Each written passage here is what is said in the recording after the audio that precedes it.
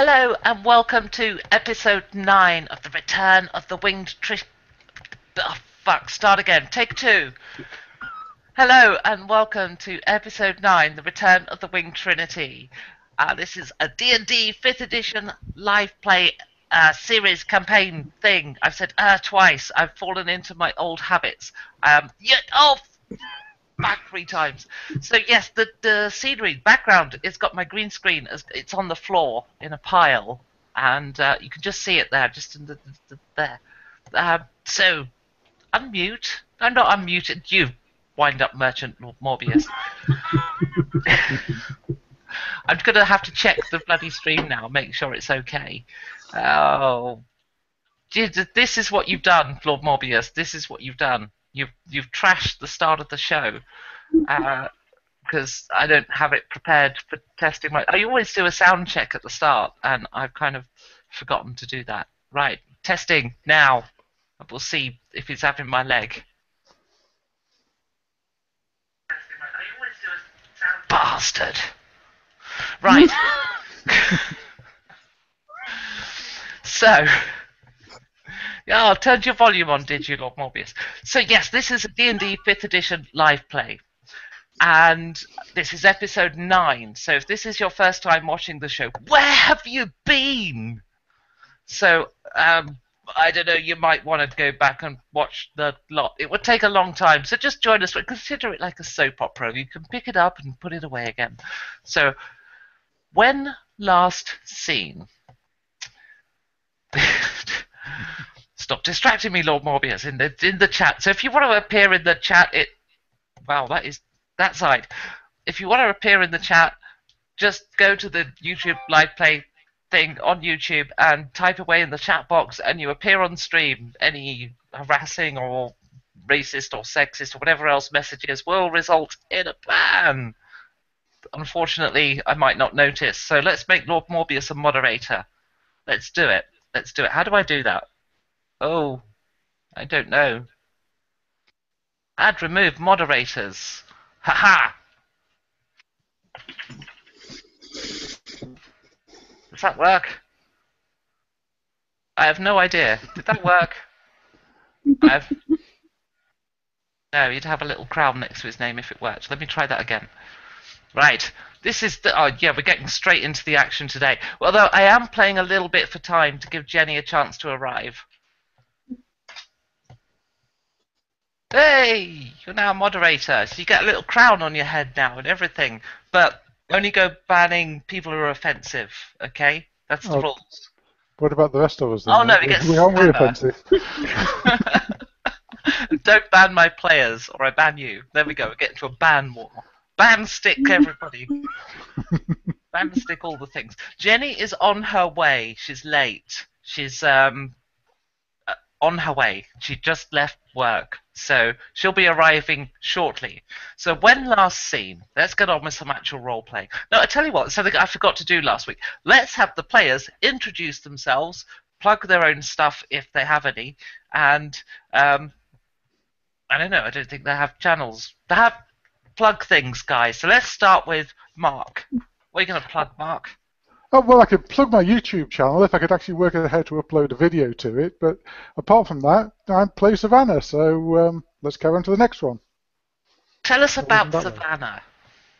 Savannah is a tiger monk who is now younger than he was at the start of the campaign, may or may not have killed a dragon, and is very confused over what time it is. So let's go to somebody who's equally temporally confused. Steffi, why don't you plug your stuff and tell us about your character? I play Folas Winnick Blackhammer, the hunchback of elfin and dwarfen descent, and he has no idea what's going on. But he's going to go see his father's funeral or something. He's very confused. There's a voice in his head and strange people who are suddenly friendly to him, so why not? Yes, this has never happened to Folas before. As a hunchback, he has found himself an exile in society, the result of what happens when a dwarf and an elf breeds. On to Phil. Plug your stuff and tell us about your character. Oh, I don't actually have anything to plug, I'm afraid, but I play Dak Bearstalker. I'm a Goliath, and we're heading to one of the places a Goliath does not want to be, a slave city in the mountains. It's going to be an interesting start to the game. I tend to be hanging out with a load of shorter people and a cat, so it's a very puzzling story so far. Since my players seem to be really confused as to the plot line, perhaps an overall recap might help. They went back in time because they did the things that made them go back in time. Two of them died. Savannah and Folas were killed doing an insanely difficult thing that they shouldn't have attempted. And in so doing, they have been found by the surviving members of the party, Dak and Ardis, who's played by Jenny, who is not yet here and does have something to plug and missed her opportunity. You snooze, you lose. Yep, that's it. Should curse her giving up her time for helping kids out, which is what she does. So,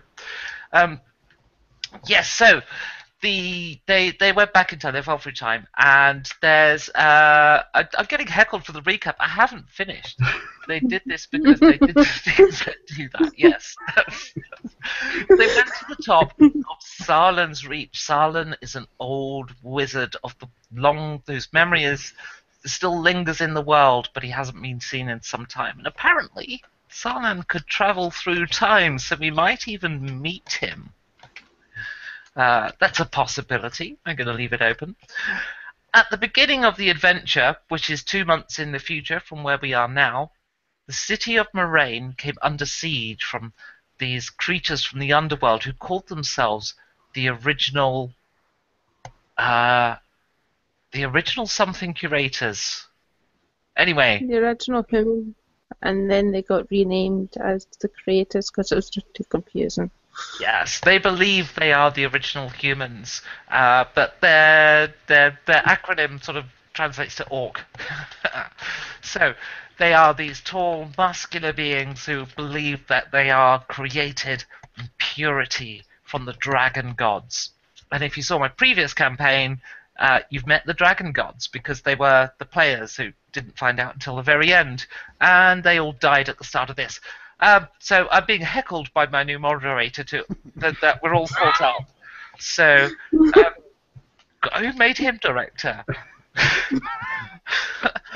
When last seen, the players were entering the city of Ashad Thume, and they donned various disguises. Folas currently appears as a dwarf, and they donned these disguises to get past the guards at the gate to the Pafhad tunnel, this tunnel that leads under the mountain and into the city.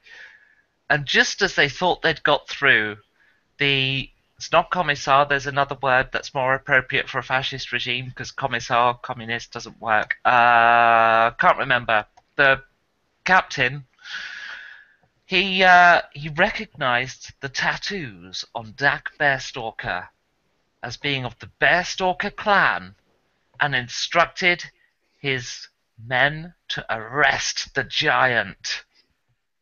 And these kind of cliffhangers are great when you finish the previous session, but that means you have to start the next session in combat. So, everyone, roll for initiative.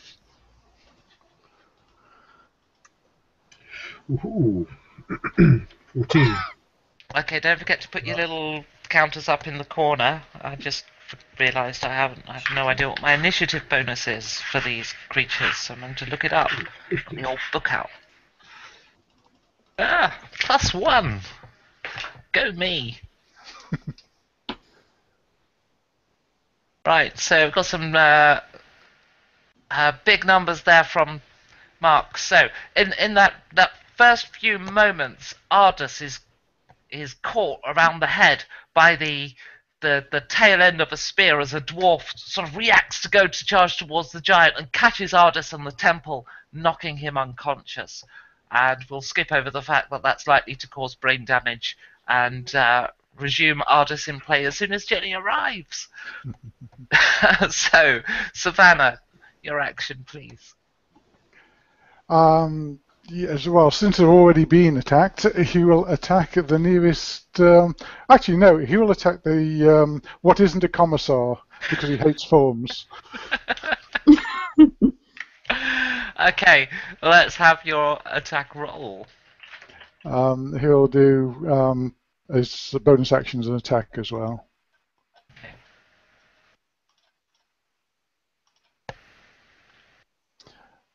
So that's 20 and 10. Well, the 20 most definitely hits, the 10 most definitely does not. Yeah, I guess that. That would be 6. Okay, so this is with your slashing arm blades, right? So you've caught him, you've given him a cut, but it's nothing deep and nothing serious that's going to impair him particularly badly. So he's able to carry on. Who was next on initiative? Let's have a look. Oh, it's I do believe that's Phil. Yes. So 10. What are you doing here? I'm attacking the doors. Just generally the huddle of guards, yeah? Just charging them, shouting and screaming and waving that great axe around. Okay. What's your attack total? So that is 15. 15 is a miss. Oh. The guards form up a line and keep you at spear's distance away as you realise that any movement you make is just going to get you stabbed and impaled and very dead. Okay. Did you really roll a 1 for initiative, Steffi? I rolled a 7. Okay, your counter says 1. You might want to adjust that. It might have been a 1 then. I thought I said a 7. Sorry. Choose, because I have no idea. Would you like to have 1 initiative or 7? I thought it was 7, but we can go with 1. Because that seems more fit for the character, honestly. You're down to 0 now. Do something quick because you're running out of time. It doesn't go into the minuses. What's wrong with this? Okay, so the dwarves advance forward, and en masse, they try to poke at the giant, with the exception of the not commissar. I think that's just his name now. Don't give my name quick. So, what's your AC there, Dag?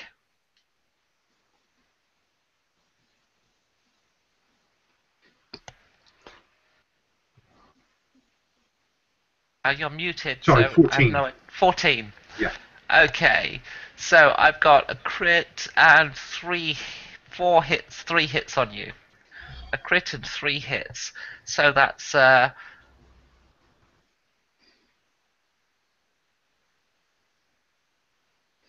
17 damage in total as a wall of spears descends on you. Okay. Are you still up? I'm still up. Are you still up? Are you still standing? Has he frozen? I think he has. I think you've killed him.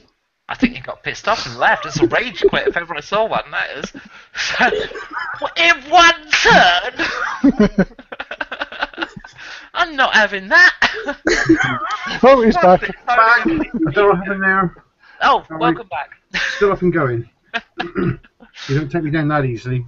So beauty, it wasn't that interesting after all. Huh? So you're still standing up, yeah? Yes. Okay. 8 hit points left. Woohoo! Going second win. Right. Let's see what Folas does. Folas will try to grab the note connoisseur, pulling his spear out of his back and hold it to his neck, and shout to the others, "Let him go." Oh, an intimidation check, I believe.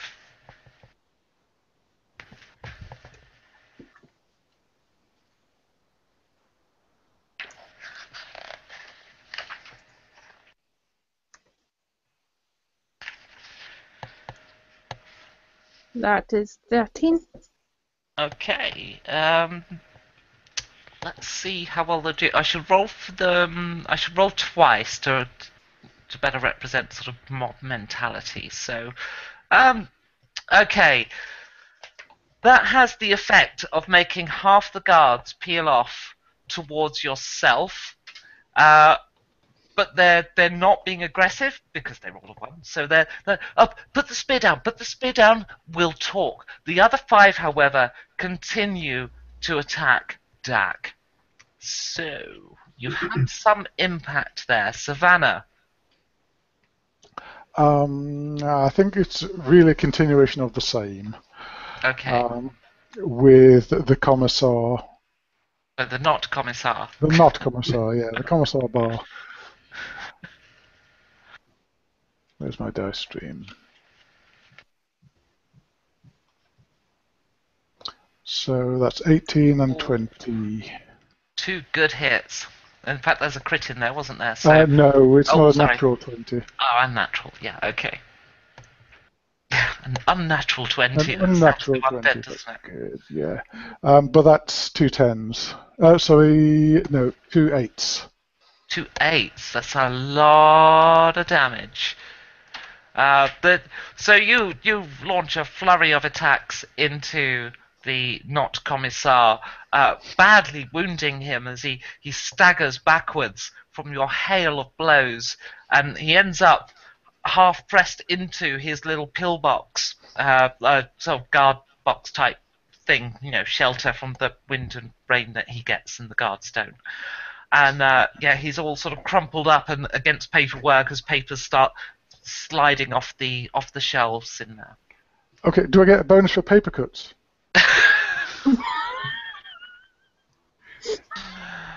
Lose 1 HP for being cheeky. No. Attack. I will continue attack, redouble my effort, and I will use my rage ability as well. Okay, so you're facing off only against 5 of them now. Only 5. No. I should give them advantage, really. That's an 18. Okay, let's have your damage. Okay, damage. 4 and let me see. That's 9. 9 damage. I'm gonna be really nice and find one that's got 9 hit points and remove him. Indeed. Well. Okay, so he sure enough, you put one straight down. This enrages the dwarves either side. They don't know he's dead yet, but they see their friend go down, and they redouble their efforts. And that means it is their go. So, the 4 that remain attacking you, Dak, I'm going to roll these guys first. Okay. And that is just the one hit. Yeah, you might. Well, you're going to survive this turn. 6 damage, so you're 6 quite damage. close to death. Can I use a reaction to that damage? If I use my Stone's Endurance ability, and I can roll a d12 to recover damage? You can indeed. 9 points back. Woohoo! I'm back to 11 now, actually. 6 away from the 8 I had, plus the 2, yep. Yep, okay. So, the other 5, however, realizing that pacifying Folas and talking with or negotiating with Folas isn't stopping the big cat, they go to the rescue of their not commissar and attack Savannah. What's your AC, please, Savannah? 16. Okay, I've got 1 hit on you. So that was not terribly effective. And so that's 3 damage on you. So one of them sort of crouts you with the spear, but it doesn't pierce and do particularly nasty wounds at all. So we're over to Folas now. I'm keeping a hold of my guy, and since the dwarfs who are attacking Dak seems to be the more capable ones, I will reach my free hand and I'll cast Eldritch Blast on one of them. So this is one of the ones attacking Dak, wasn't it? Yes. Yeah, okay. Bring it on. That's terrible. 12. Is that your to hit roll? Is a miss, unfortunately. Yes. Yeah, that's a miss. So back to... So it goes flying by and all the paperwork goes flying over there. Yeah. In fact, you have successfully killed some paperwork. Watch out for the paper cuts. As it falls down, it wakes up Addis. Oh. Hello, Jenny. Hello. In mid-action, Hi, I'm going to Jenny. need an initiative roll from you. Oh, right, okay. Just give me a sec. Yes, it's that kind of game. Yes. I'm still in my work clothes. I didn't even get changed. I feel rushed honoured. here. Look all posh and stuff. Yeah, I know. Right, what the hell's my initiative? +3. Which the dice through.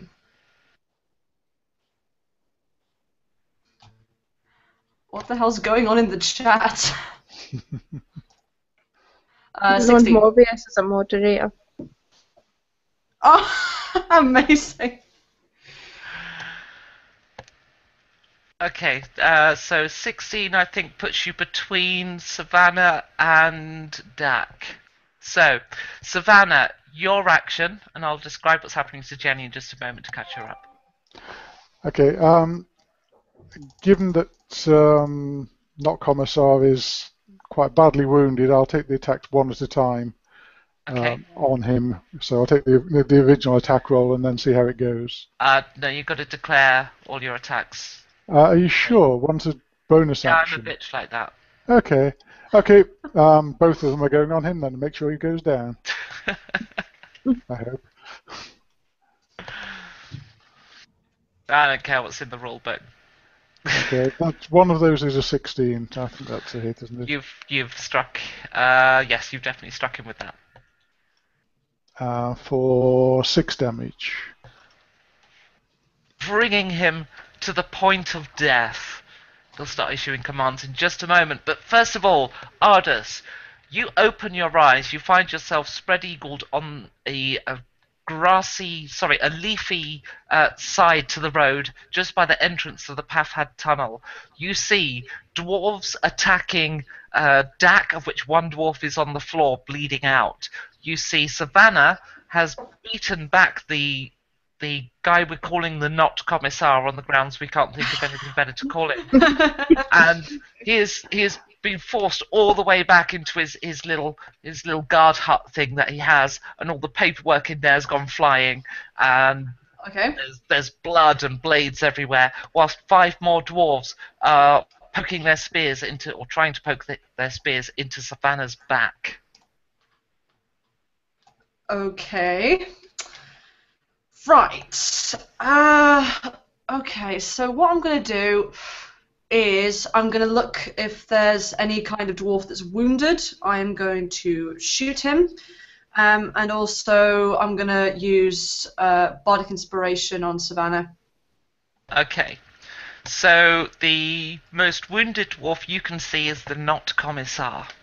Okay, in that case I will shoot the not commissar. Okie doke. 19. That is a hit. Ooh. Yep. And I get 6 in total. And this is with a crossbow, isn't it? Yeah. Would you like to describe how your crossbow narrowly misses 5 dwarves and Savannah's left ear in order to kill a not commissar? By kill him, you mean? Yeah, you kill him. Yeah. Okay. So I'm sort of a bit disorientated. I get up. I'm thinking, what the hell happened? Grab my crossbow and just kind of shoot without taking much time to aim. You feel sort of the force come past you, Savannah, and I see the dwarves just kind of like duck out of the way a little bit. But unfortunately, the Not Commissar is probably too busy worrying about his papers, and I actually get him right in the skull. Awesome, and down he goes. So, Dak. Yes. Continuing to attack the dwarves. Okay. Bring it. It's a 19. It's a hit. Oh no, sorry, it's more than that. It's a 24. Still a hit. And You can add as many bonuses as you like. It's still a hit, but it's not a... that's a 12. 12 damage. Yes. Okay, I shall drop another dwarf. So they're looking a little uneasy now, the three dwarves that remain facing you, as they see another dwarf go down to your wild axe swings. Meanwhile, Savannah, you are being poked, well, pretty much from behind. These guys have just, as you've charged this not commissar back into his little box, these guys have sort of swung in behind you. So I'm actually going to give them advantage on this roll. They can't all get pointy spears through that door. It's not a hut, it's just a three-sided shelter. Yeah. Okay, so your AC was 16, I believe. Yeah. I get +3, so let me see. Hit, hit, hit, hit, hit. That sounds painful. Yeah, just a bit. I actually feel a bit guilty for saying that now. Not guilty enough to take it back, though. 18 wounds are done to you as a hail of spears starts jabbing you from behind as you turn to face your new assailants. No, I don't turn to face them. I fall flat on my face. Okay, so yes, red smears start dripping down the inside of this box as this hail of spears pummel you from behind. And the dwarves get out a hurrah, which re-energizes the three dwarves that are left facing Dak. One of them shouts, "Get over here and give us a hand!" As they proceed to mostly miss Dak, but one of them does catch him. Let's see how badly. For 3 damage. 3 damage, okay. Oh, Savannah, Bardic Inspiration. Could you use that at all for that? You can use it for any D20 check or save. Okay, well, it's got some death saves coming up, so that'd be a good time. Yeah. That's a good time to do it, yeah. Yeah, you can use it. So it's an extra D6. Okay. That's the end of the dwarf's go, so who's Folas? That was my friend! And I'll jump into the huddle of dwarves who attacked Savannah with my spear. Okay. And that's 11, so it probably fall flat on my face. Yeah, They well, sort of it's not that bad. me. But as you go advancing in, they bring their spears over and aim them directly at your charge, causing you to stop in your tracks. Savannah, let's have a life-death save, please. I think we could do that.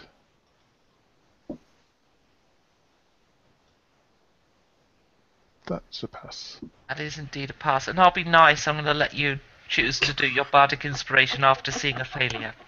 Oh, that's even nicer, thank you. See, I can be nice. I give and I take. Artis. Okay, so how many dwarves are left currently? There's 3 on Dak and 5 on Folas. Oh, Jesus. Okay. He won't save you here. That's not what I was thinking. I was just thinking of attempting to do a much better equivalent of hurrah. But at the minute, that's not really happening. So what I'm going to do is I am going to attempt to move a bit closer towards the 3 that are clumped together, and I am going to diminish their hurrahs and make them fall asleep. Okay, let's have 5d8.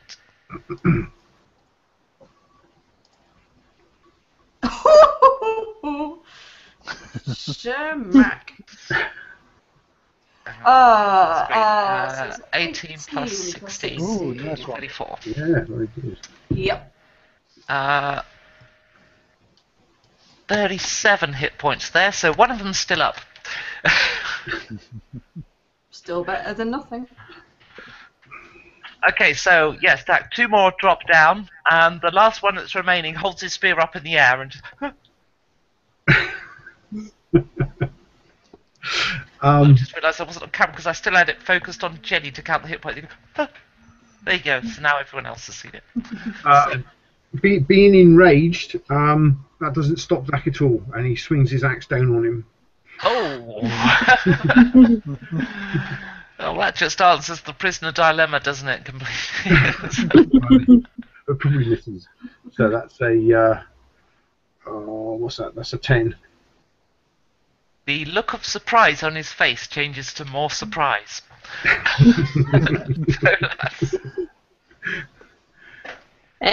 As they all got their spears pointed at me, there's like 10 of them there, right? 5.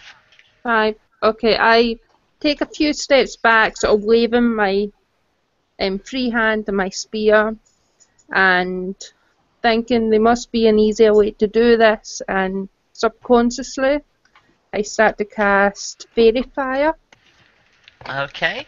which Makes is them do a dex save. Dex save. Okay. What's your DC? Pitiful. It's a 12. So 2 of them have passed,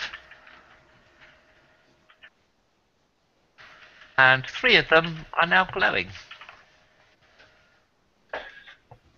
So anybody who attacks one of the dwarves that have fairy fire on them will gain advantage to do so. That lasts, I believe, 10 turns. 'Cause it's 1 minute spell. Oh, nice. So, Savannah, let's have a life death save. You can. That's another pass. Yes, indeed. Just 3 failures to go. And Ardis, you're next. Okay. So I am going to take care of the one that was surrendering. Okay. Wow. Yeah. I'm gonna shoot him. 12. Is a miss. Your shot goes wide. The surprised look on his face changes to horrid surprise now. And let me see. After Jenny, it's Dak. After he's looking surprised, he's not actually reacting. So I will turn around and see what's happening behind me. I And you see Folas facing off 5 of them, 3 of which are glowing. Yes. So I will charge over there and try to help Folas. Okay. So I'll pick the one that's closest to me. Right, he has got fairy fire on him, so roll 2 attack die. Oh, 2 attack die. Well, I got a 19 on the first one, so You might crit. that's true. You I didn't. didn't. Okay. And let's have the damage then. The damage is 9. He is badly wounded by your onslaught as your axe catches him hard on his shoulder. There's we can't surrender. Look what they did to Tim.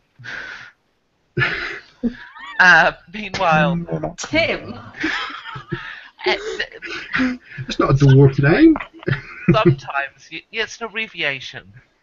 See, because I'm Timothy. not one of these people that pre-generates names, and I didn't even know I'd need one until I started speaking. So, grr.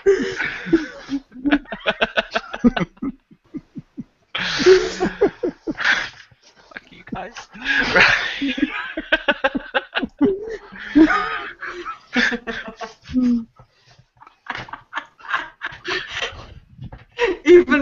is wondering. Oh, she's left. My name is Tim Carter. Oh, I thought you were going on a DM strike. That was a bit. Oh dear, I even disappeared. Oh, welcome back. It's okay. They were just taking the piss out of me. Right. So, I'm gonna have 2 of these attack Folas.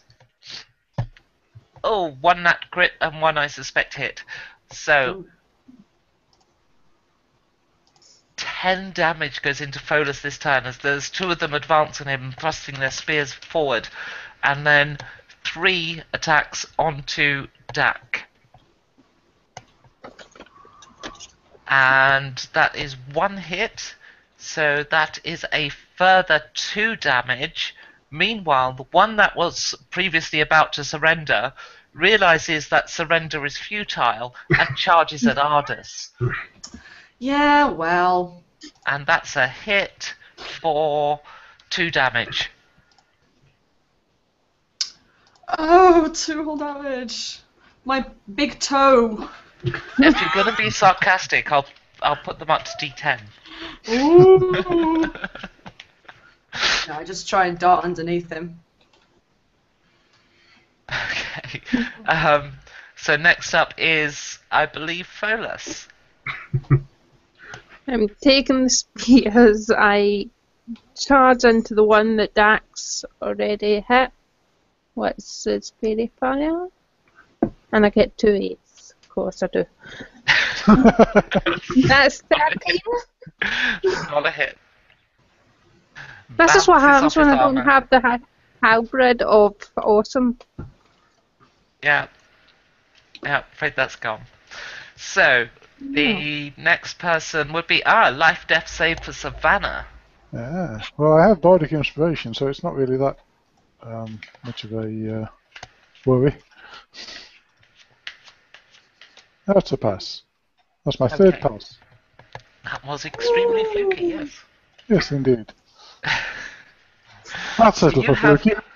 You have stabilized and are lying on the floor, your eyes sort of blinking in the light. The pain is so overwhelming, you just can't even bring yourself to move. You feel paralyzed by it. Oh, I could fill in some forms while I'm here. You're vaguely aware that there's paperwork on top of you that you've not even got the strength to move off you. So, the next person is Ardus. Okay. You are facing So- down Tim. Yes. So I'm going to move through Tim, since I'm smaller than him, and I'm going to attempt to do a melee attack on him from behind. Tim the dwarf. Why did I close Dice Stream? Silly me. Okay, I am lucky, so I'm going to re-roll that. I believe the reason you closed it was to put a chat message into our closed chat here to take the piss out of me. Yes, it was. Well remembered. Okay, 13. That is a miss. Tim is harder than he looks. So, moving on to Dak. That dwarf I attacked, he was still standing, wasn't he? Yes, he was. So I will attempt now to finish him off. Okay. Roaring loudly and swinging my great axe above my head, I miss him. Look, they're tiring. We can press the advantage. And it is indeed their go, I believe. So, there's 2 on Folas. And, it's another natural 20, so that's 7 damage. And then there's 3 on Dak, one of which hits for a total of 6 damage. I think that might... whereabouts are you on now with your wound stack? Sorry. So you've just taken a further 6. 6, that's it, I'm down to 0. Down goes Dak. Also down goes Folas. Oh, what? Two, Try to fall on a dwarf. which means there's just one remaining character. That's a crier. And Tim misses Somebody you. TPK. Whatever you do, get Tim. Of course I'm getting Tim.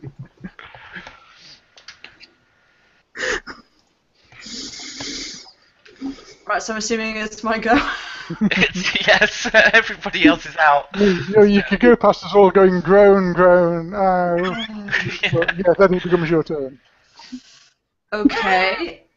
So, I am going... To run away. No, I'm not going to run away. I'm a bard. Bards don't run away. Okay, so first of all, am I able to cast Bardic Inspiration first, or does that count as a bonus action only?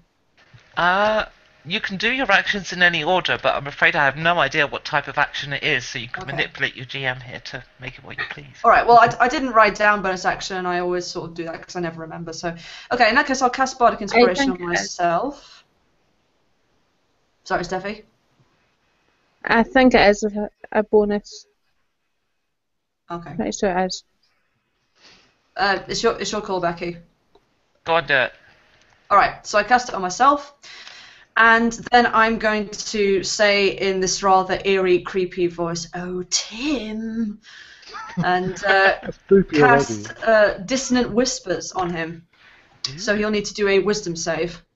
Right, okay. Oh, it's going to be close to your DC. He gets plus nothing, so it is 12. What's your DC? That's a tie. That means it's a pass. Oh, I'm such a bitch. Yeah. Wow. Okay, I just give up all hope now. Right.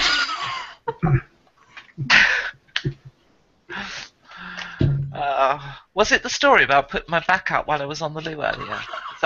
It happened. So there I was. I was stuck mid-wipe. Oh, fuck! Oh, no! Ended up collapsed on the toilet. Couldn't get off it. So, it's still hurting now. So retelling it didn't help at all, did it?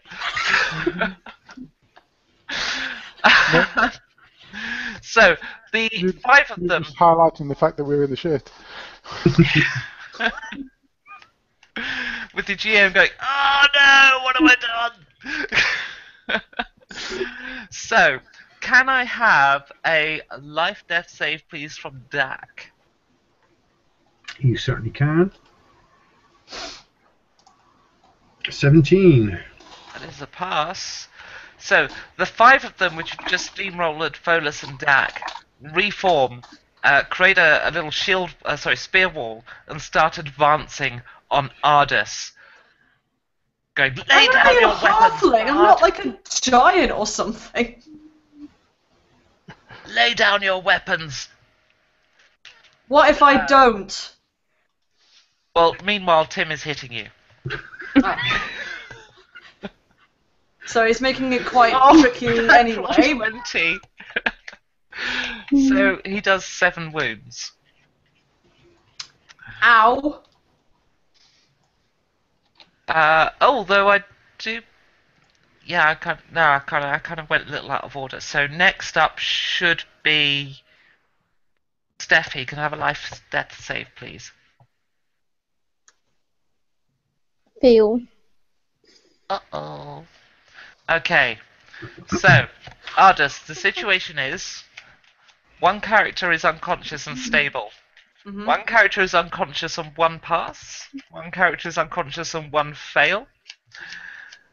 You have Bardic Inspiration. Not anymore, I don't. Well, as in on myself, I thought you meant just in general, sorry. Oh, I see, yes, one on yourself. 1 dwarf facing you. Mm-hmm. And 5 demanding your surrender who are about to be upon you. Okay.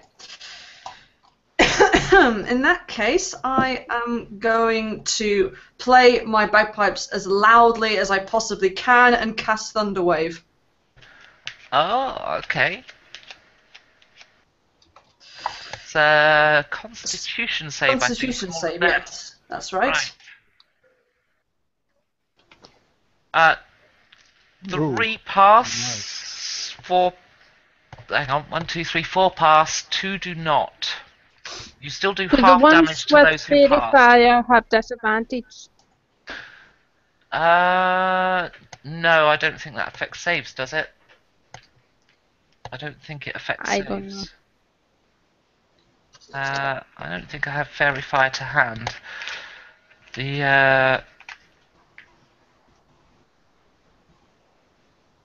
No, it's you get advantage on attacking them, not them getting disadvantage on everything they do. Nonetheless, they still take half damage. So, can I have 2d8, please? Yep. Okay, so that is 7 damage. 7. So he's or wounded. And also, if I succeeded, then they're pushed back by 10 feet. Yes. So some of them have been knocked back. Yeah. And some of them are quite badly wounded. Oh. Farewell, Harry. One dwarf goes down, the one that had been wounded previously by Dak.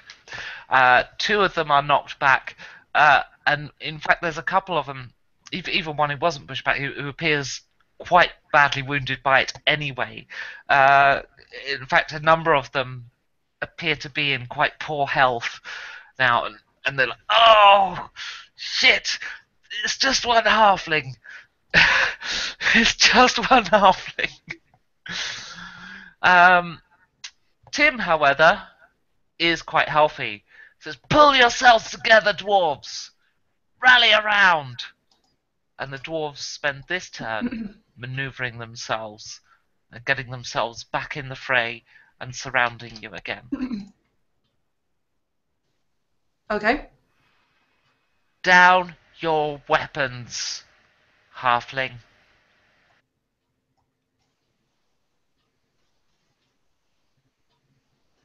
If you want me to react at this point, I just shake my head profusely. Okay. And the 1, 2, 3, 4, 5 dwarves start closing a circle around you. What do you do? Well, is Tim part of this circle? Yes. Okay. In which case, I'm going to try and sort of slide underneath him, and if possible, either I'll stab him from behind if I can't move anymore, or I'll try and jump up onto his shoulders and try and hit him from there. Yeah, it's still just going to be an attack roll, I'm sorry to say. Okay, that's fine. And I'll use my bardic inspiration for this. 19. No, not 19, I beg your pardon. 24. That is definitely a hit. Okay.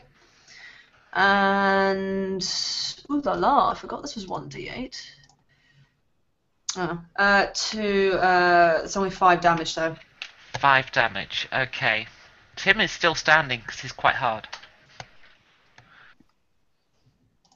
Yep. I was reading the chat. DM Critical Fail is confused as to why there's a dwarf called Tim. Because Becky says so. You weren't there, man. You weren't there. There was a moment and everything. Okay, so the 5 dwarves at that point all lunge at you. I'm not going to give them advantage because that turned out to be a huge GM error. Oh, for fuck's sake, why do I keep doing that much damage? What's your AC, please, Jenny? My AC is 15. Oh, well, only 2 of them hit, 1 natural 20. Only 2. Yeah, have you got a lot only of one hit points? critical. Not really, no. I'm assuming he gets 7 damage for the... Does, yeah, and the other one gets 3, so that's 10 in total. Okay, in that case I'm on -6. Hey, party dispelled. Okay. It was getting confusing with all this death anyway. Okay, let's have life-death saves to play out and see what happens.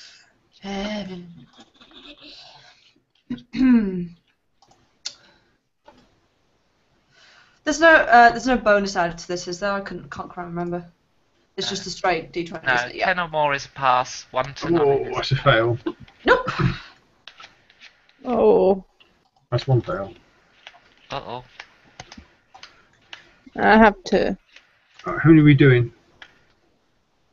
Actually, Steffi, pause on there because you're appear to be a dwarf, so they would administer first aid. However, your disguise will be rumbled. So, let's just see if the first aid is successful at... I can't remember how that... I think it's just 10 or more. So, yes, you are stabilized, but your disguise is rumbled, and we'll deal with that in a moment when we get everybody else's results in. Okay. And it's got a very worried-looking face there. How many do you want us to do, Becky? Until you get 3 passes or 3 fails. Okie dokie. Oh, beg your pardon. Okay, so... Let's see the one. Okay. So that's the fail. That's fail, fail. Pass. Oh dear. What are you on there, Phil? 2 and 2? No, 2 and 3. Oh, so you've died. Oh, one did Well, it's a good job you got a spare character somewhere. Please don't fail. Oh, fucking hell! That's Oh, tough. man. I 10 is know. Oh, was that... have you just gone 3 for 2? No. Like, I was potentially going to get 3 fails there. Okay. And that's the 3 for third 2. pass. Oh, That's that's the the third third pass. pass. Okay, cool. So, Dag Bearstalker died. Folas got stabilized. Savannah already stabilized. And Ardis is stable. So it's just Dak who died. Okay. It was We all my say friend. subconsciously. So you become aware over the next day or so that you're being carried through the tunnel. You get moments of clarity as you see the tunnel roof go by. You think it's incredibly unusual that the tunnel roof is flat, because if it's an underground tunnel it should have an arched ceiling, and as adventurers you'd know this. Yet somehow the dwarves appear to have made it flat. No, in all my CRPGs, they're always flat. There are some limitations to computer graphics, what can I say?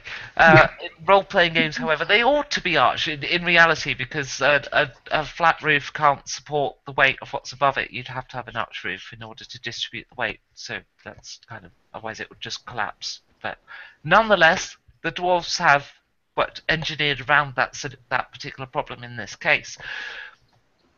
Midway down the tunnel, there is this resting point where everyone camps, takes some rest before proceeding. It's a 2-day walk through the tunnel.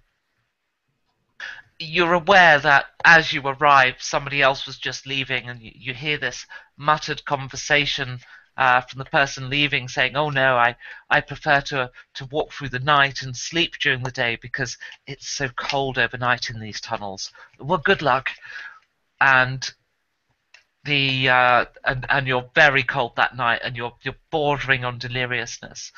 You're passing in and out of consciousness, and then you're taken another day through this tunnel, again passing in and out of consciousness, until you arrive at the main gate of Ashad Thume. Well, technically, it's just the gate of Ashad, but that's a whole thing you'll have to learn later.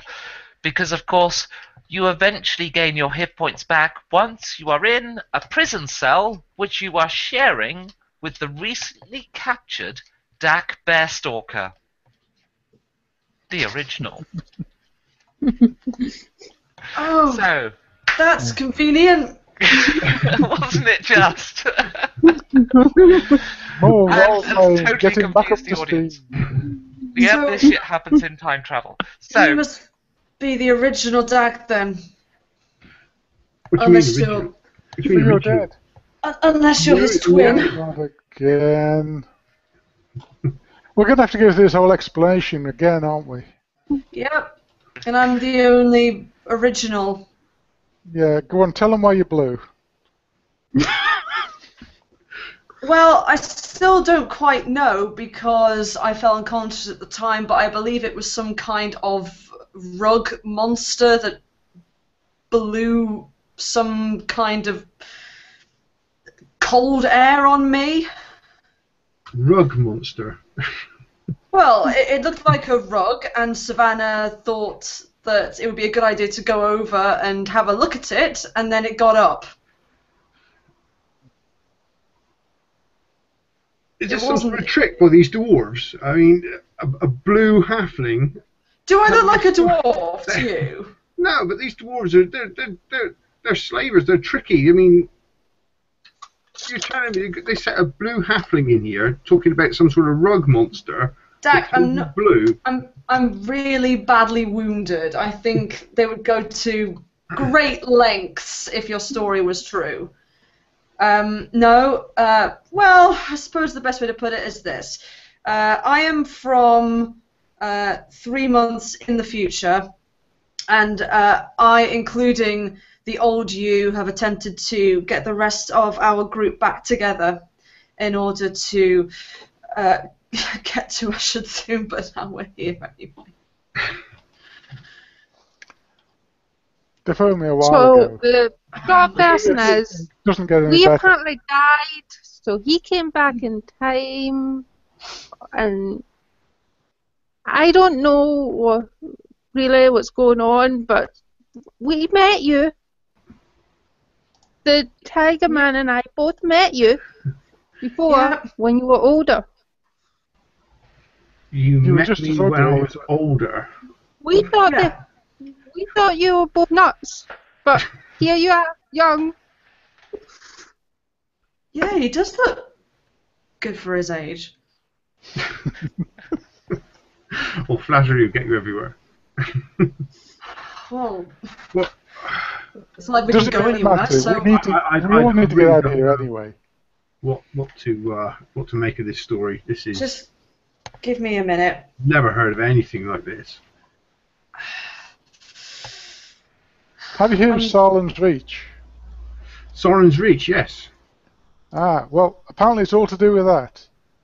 Yes. No one's made it to Soren's Reach. Yes, we have. You did. We all did. And then Savannah and Folas attempted to do this huge run down this corridor a mile long, and they never came back. The Well, at least elemental it was- run. At least it was spectacular, not like just being killed by a few dwarves. You say Yeah. you've been killed by a few dwarves. No, nothing. Sorry. That's somewhere else. You were not technically killed by them, but the wounds that they put on you eventually made you bleed out. I'm assuming. Don't think that'll make me feel any better. My stomach is killing me. What's Just give me a minute, and I'm gonna That moment that Tim the dwarf enters your cell. fucking Tim. I hate this. I hate this Well, you're guy. probably yeah, but you're probably the only one who's the right size. And he's got on a tray 4 bowls of something. He puts it quite delicately down on the floor and goes to walk out. And as he turns to walk out, he looks back at Dak and takes another look. Same giant. Yes, the same giant as I was in here yesterday. Yes. What do you want? No, I just saw you die. The hell is that stuff you just brought us anyway? Giant steak. It's him. Looks like giant piss to me. No, it's him. How are I'm you? trying to direct alive? him away from what he's talking about, if possible. How are you alive? We cooked me and threw me in this cell. What do you mean? How am I alive? Stupid dwarf. I saw you die. I've just served you I'm as here. dinner. You're Looks all like mad. Looks like my bagpipe playing made you a bit delirious, dwarf.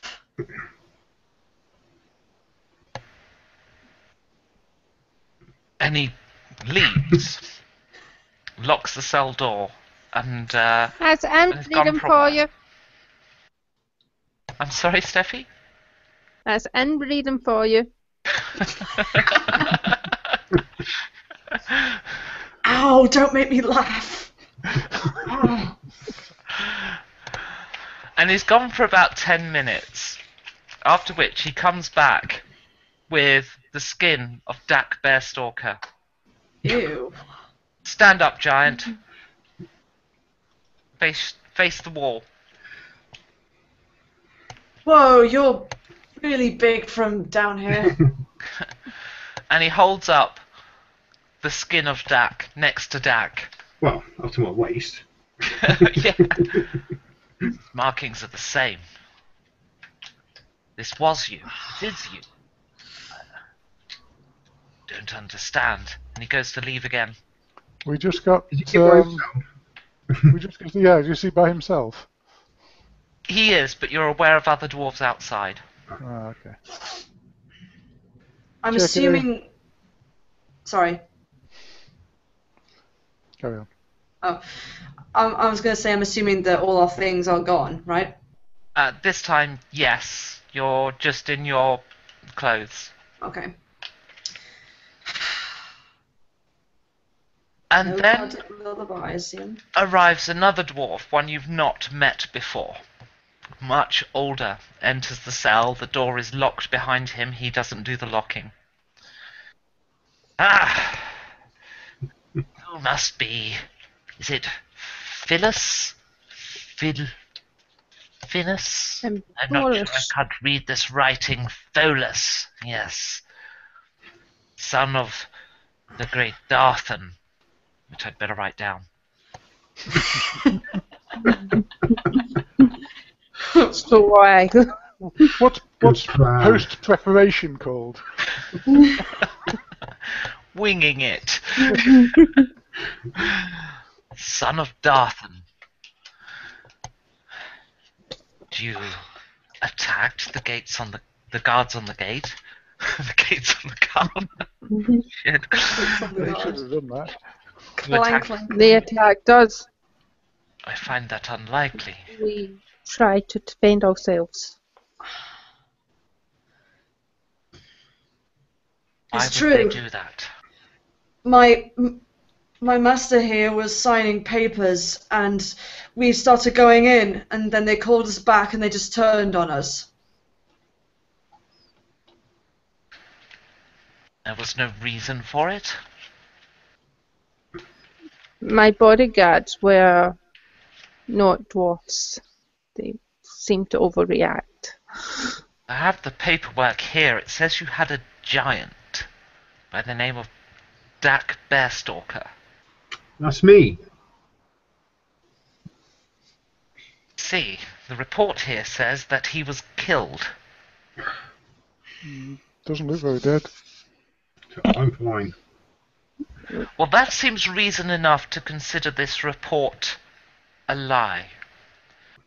The not commissar will be duly punished. I understand he's dead, but he still has family. I was going to say one of my arrows is through his head. He still has family. Sucks to Meanwhile, be his friend. It's probably Tim's fault. I have Tim. He's a great hero. I have need of you, Folas. I would be honored if you would join me at my residence for dinner tonight. You may Oh. bring your guards, as you call them. Will there be any attempt to serve me Goliath meat? I don't serve such rank food in my home. Then I will be overjoyed to join you. If you want me to be at all presentable, dwarf, you'd better administer some medicine to me and to the rest of us. I am friends with a cleric. I'm sure we can have you sorted out. If you arrive in the early evening, I will have you released before then. And he leaves. What the hell does he want with you? My father was apparently important here. So he died. Well, it didn't seem to help much at the gate. If you don't mind me asking, how did he die? I don't know. I only heard that he was dead seconds before I met you. Wow. Sorry to hear that. Yeah, I never met him before, but I did want to meet him. And that's something I can no longer do.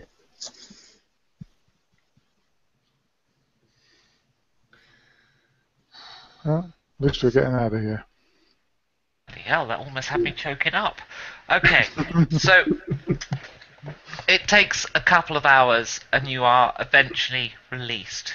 You can take a short rest in that time, but to get some hit points in you. Yes, please. Yeah, what did we get back on the trip through the tunnels? I thought we got some back then. Well, I'm being horrible. I've got to be consistent with Jenny's roleplay, you see. It's not my fault. I've been cornered by the players. Oh yeah, I can add d6 to this because of Song of Rest, and so can anyone else. So where what am I was to it? now, Becky, as well? Sorry? Where's my character to now, level-wise? Same as you were. That's fine. I'm not gonna mess all that up. Just get confusing. So what's the ad for short rest? I've forgotten. You add your Constitution bonus for each die you roll. The number Yeah. of die you get is on your level. That was it. Yep. So, since I've been in the cell for quite a while, then I think I've had a bit of a longer rest. Oh yeah, you're fine. You're on full health. Time to kill some dwarves again. Since we don't have items, I assume any material spells are out for now. You'll be given your stuff back as you leave the prison, so that's fine. Okay. You can roleplay through it if you like. There's a dwarf called John. There's a big moustache.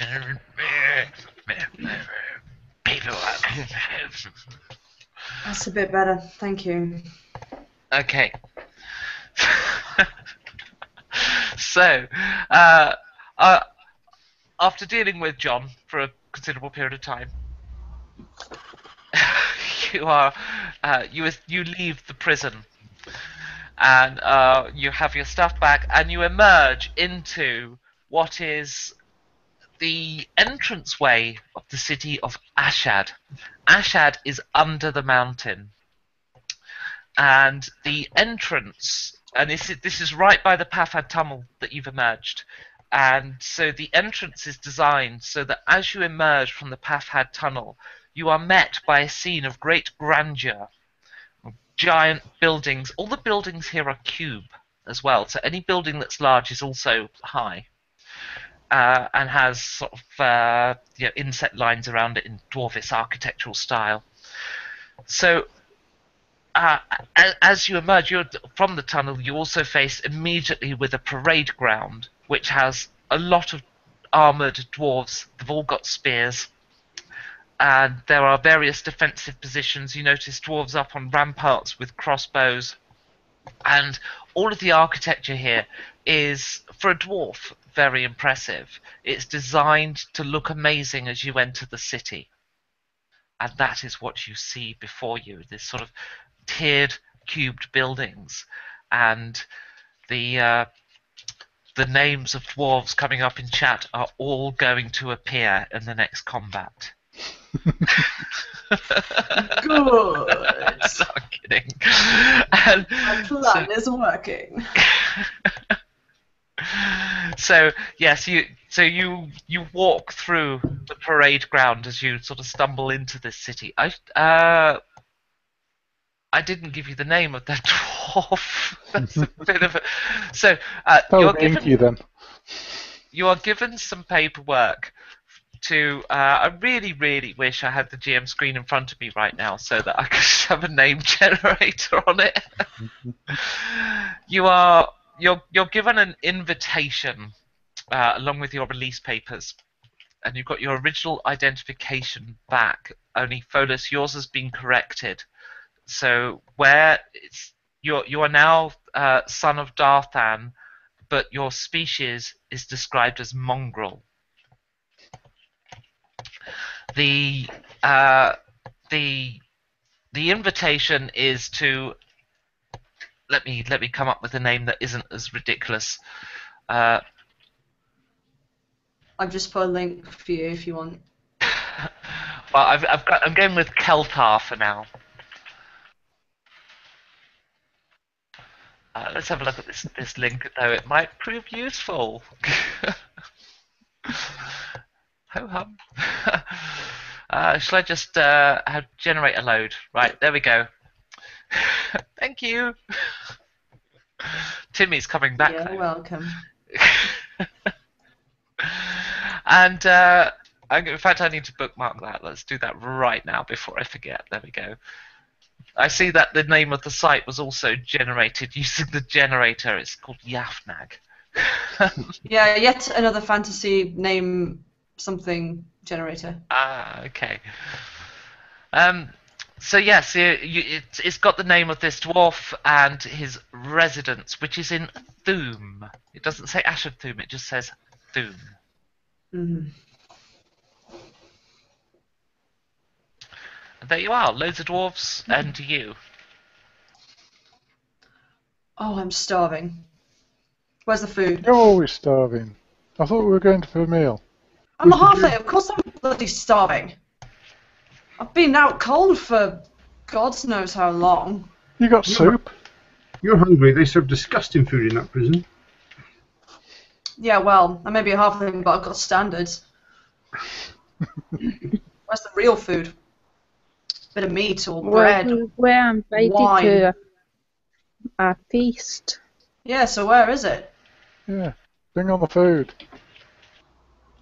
Oh, the address is in Thume.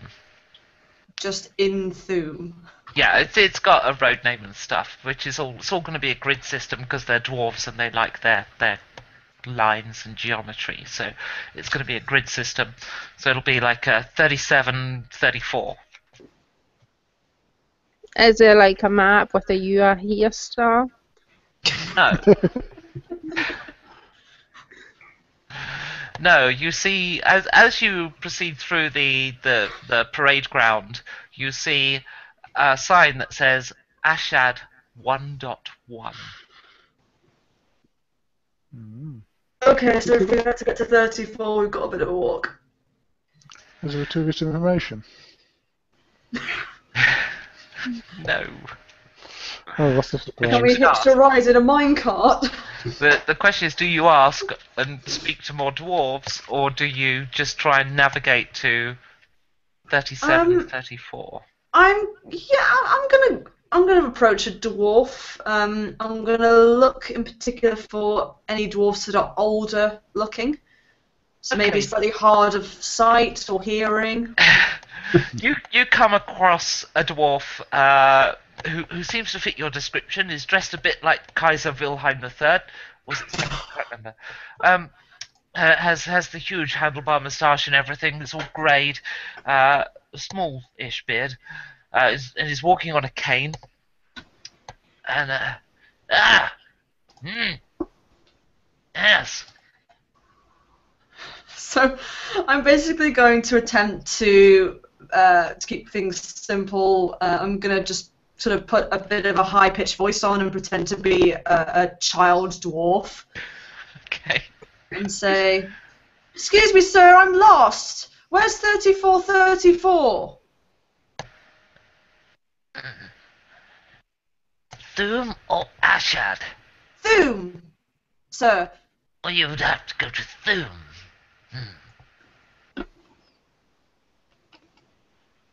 "Please, sir, can you help?" You want to get to Thume, you must follow the yellow lanterns. Yes, yes, that's right, the yellow lantern. "Oh, yeah, I remember. I always thought it was the red." The main causeway. No, the red is for the mining district, my dear. You don't want to go to the mines. "Oh, thank you very much, sir. Psst, this way." You're welcome, slave. I just look at the others, just like...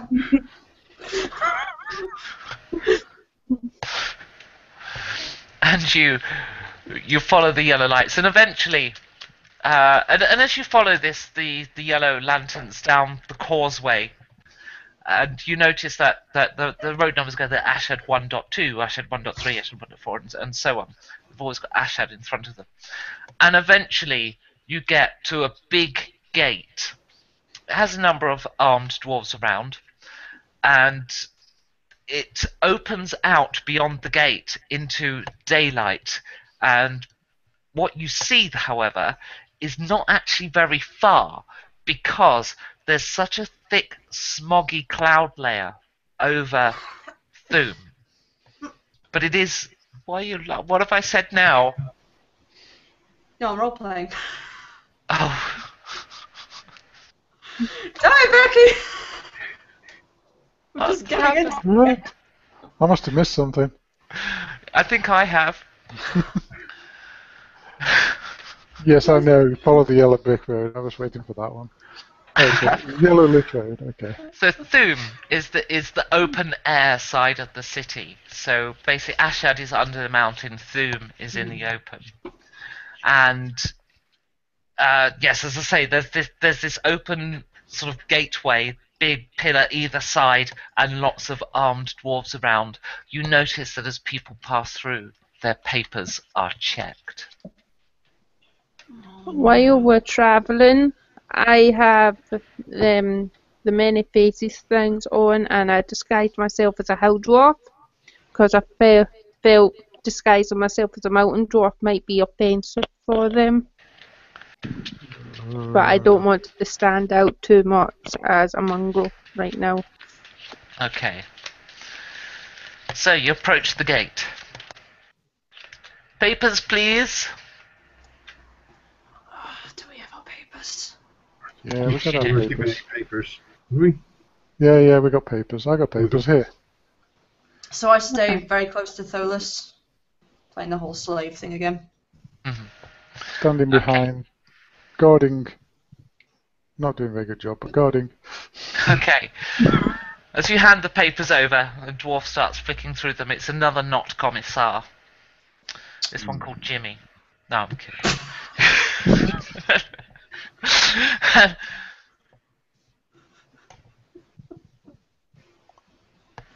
What? Oh. It says here, mongrel.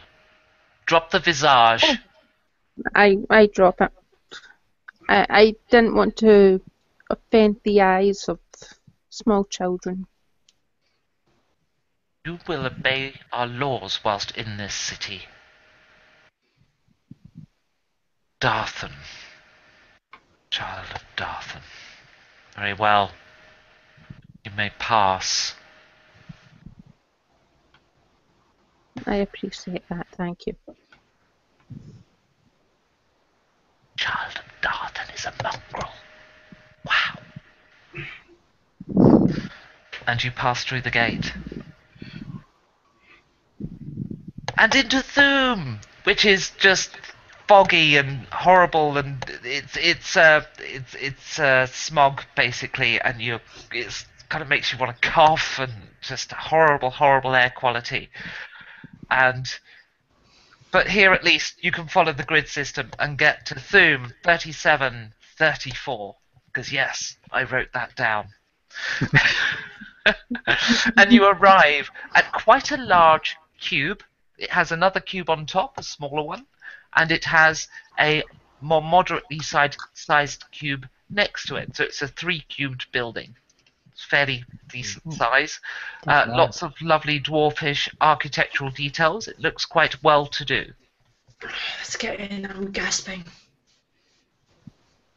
And you knock the door. Opening the door with appropriate sound effects is a scantily clad halfling. Skin is tanned and covered in lashes.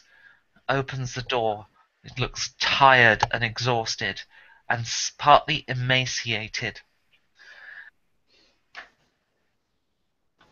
I'm quite shocked by this, and I take a couple of steps back.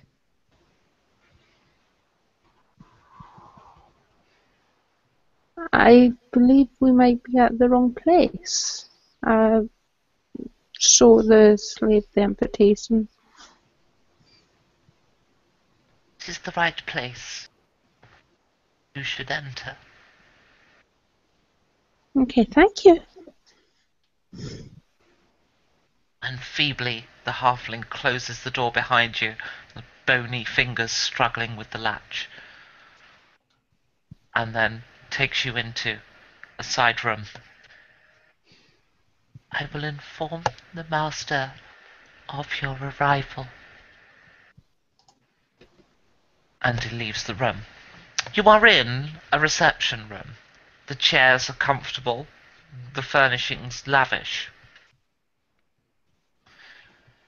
And you have a few minutes before the master arrives. What the fuck did he do to him? I don't know, but I want to take him when we leave. Yeah.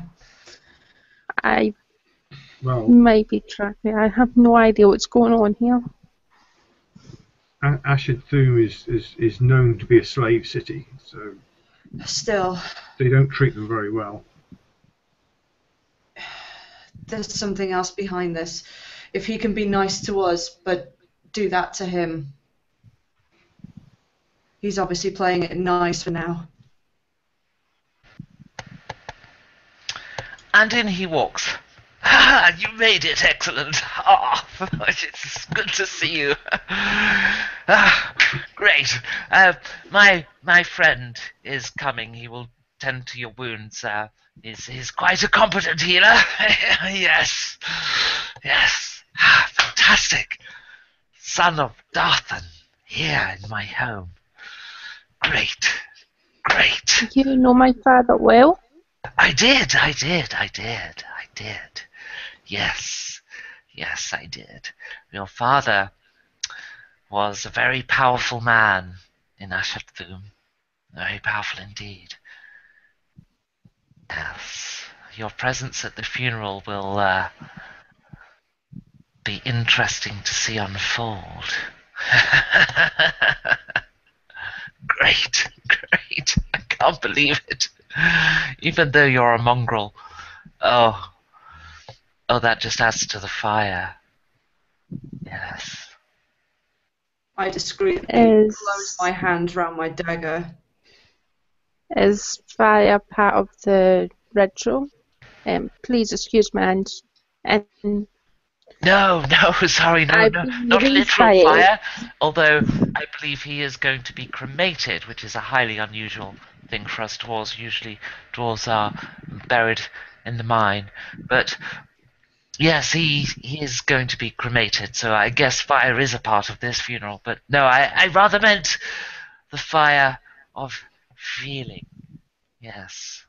It should get people riled up, yes. Mongrel. Who'd have thought it? Darthan's son, a mongrel. Fantastic. Yes, fantastic. Yes, here's my friend. Please meet. Randomly generated name Ashiri. No, that's not appropriate. Bodok. Yes, Bodok. Bodok here is a good friend of mine. Yeah. Come in, come in, come in. Yes. Uh, hello. Yes, I am Bodog the priest here. I am I'm a priest of the amethyst. I should write that down. Yes, I see you have some ailments. Good. I can help. Good. Yes. I think some of my chamomile tea should do the trick. I'll just pop to the kitchen. I take one look at this sort of big gash in my stomach, which has healed a little bit, and then look back at this eccentric cleric going to get chamomile tea.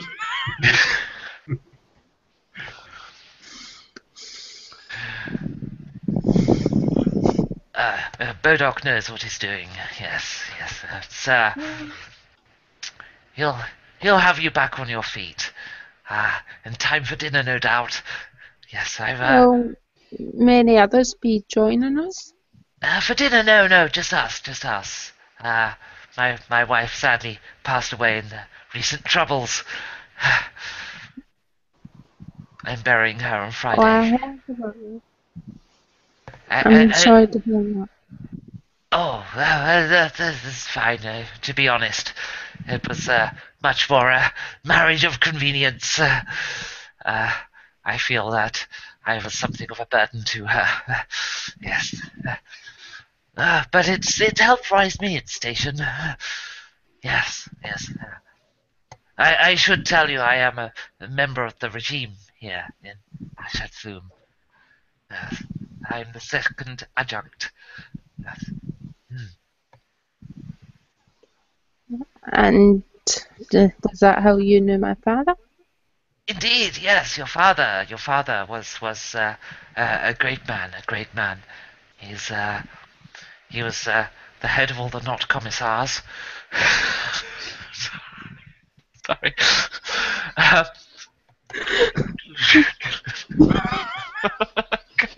Okay.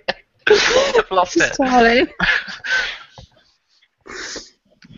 He was he was the second Primarch. I should write that down. Yes, the second most powerful dwarf in all dwarfdom. Yes, and I am in senior office. Your father had some ideas, and I must say, I'm rather sold on them. What sort of ideas? Well,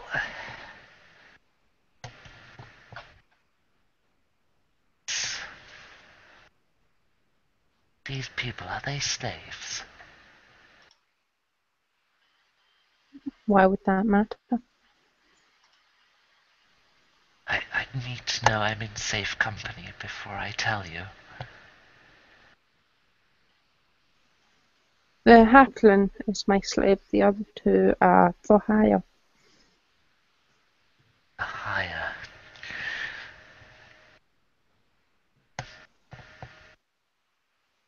Folas, would you like to accompany me for a walk in the garden, perhaps? Could you give me a moment to tidy up first? Here we are, chamomile tea. This stuff is fantastic. Drink up, everybody. Drink up, says Bodok. I take one and sniff it. It sniffs like no tea you've ever drunk. Can Savannah tell anything from his herbalism skill? Make a roll. That would be on medicine. Yep. No, it smells like awful tea. Definitely What something kind of- else. What kind of aromas are there in this tea? It's a dark, musky odor. something very deep and unpalatable is underneath the odor of it. Oh, it smells bad. It must be good for me. I doubt it. Okay. I'm going to take a small gulp to begin with. Okay. Basically, it's a 3d8 plus 12 cure. Okay, that sounds nice. Okay, so I kind of taste it and Yeah, feels good. You drink more. Doesn't taste brilliant, but basically it's a really foul-tasting, strong healing potion that is covered up the scent with chamomile tea to try and make it more palatable.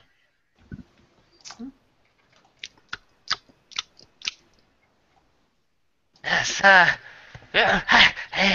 hope you liked that. No, it was awful. I see your wounds stitching together already. Another win for the Church of Amethyst. If you're interested at all, please do come check out our little temple. Anyway, I've heard the good news. yes. So yes. I'll send you my invoice in the morning, Kaltar. Right, bye-bye. Discounted, of course, old friend. Bye. Fantastic, you're all feeling more uppity now, I hope. Good. Folas, please join me in the garden. We'll talk.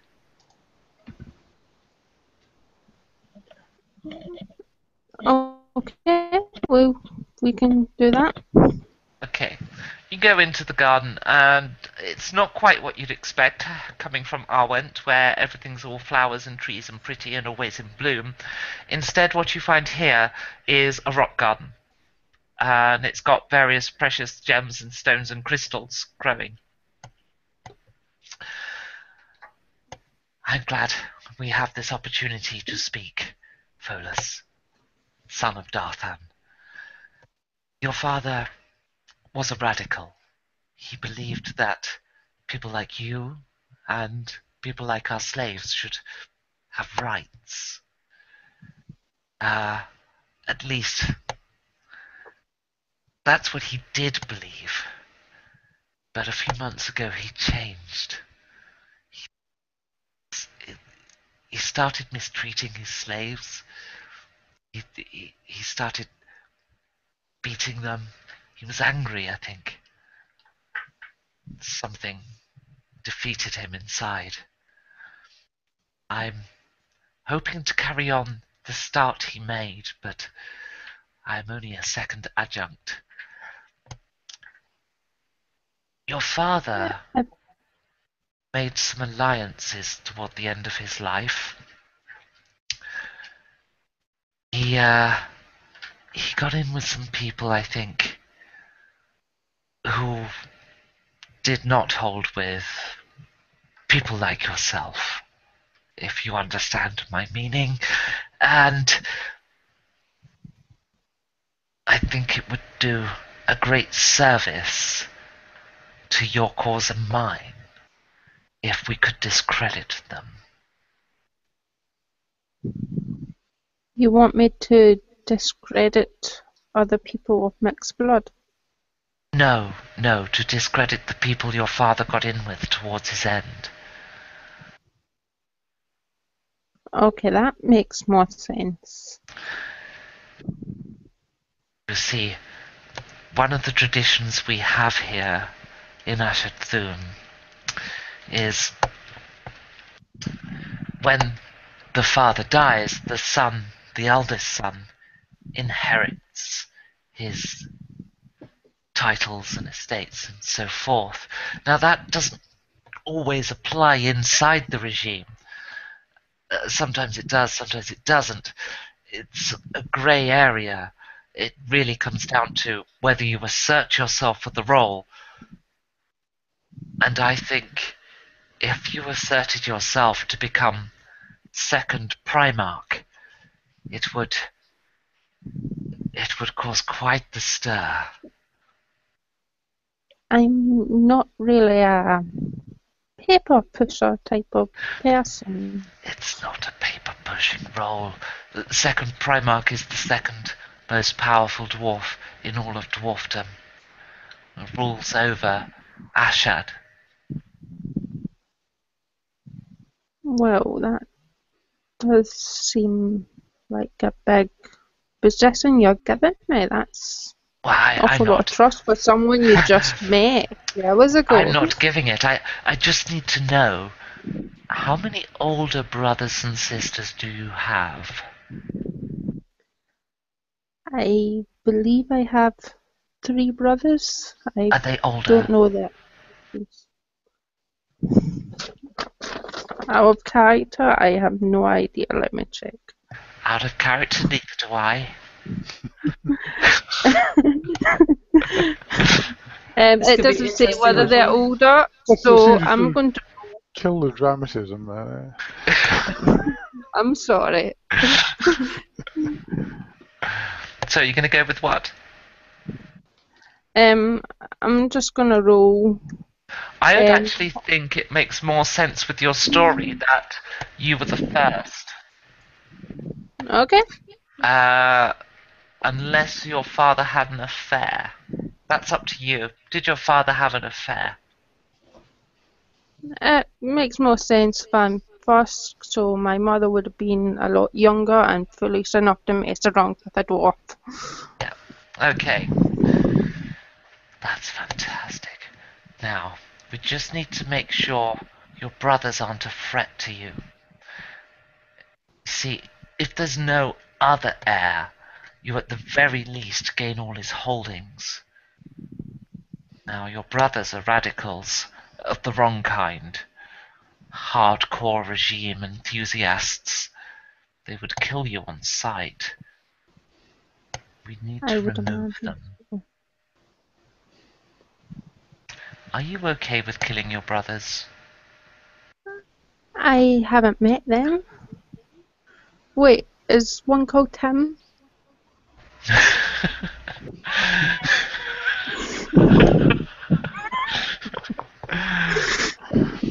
No. Your brothers are called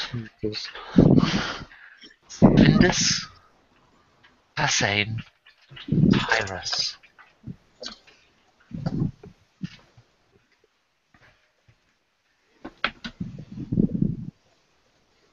We'll need to eliminate them all.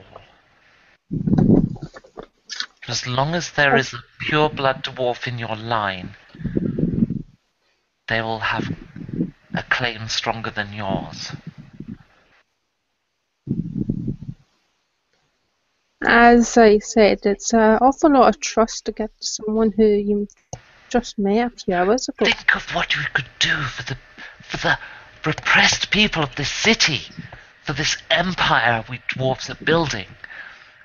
What do you think will happen when Ashad Thume rolls its industrial Armageddon across the world? What do you think will happen to your friends, to you, to anyone who isn't a dwarf?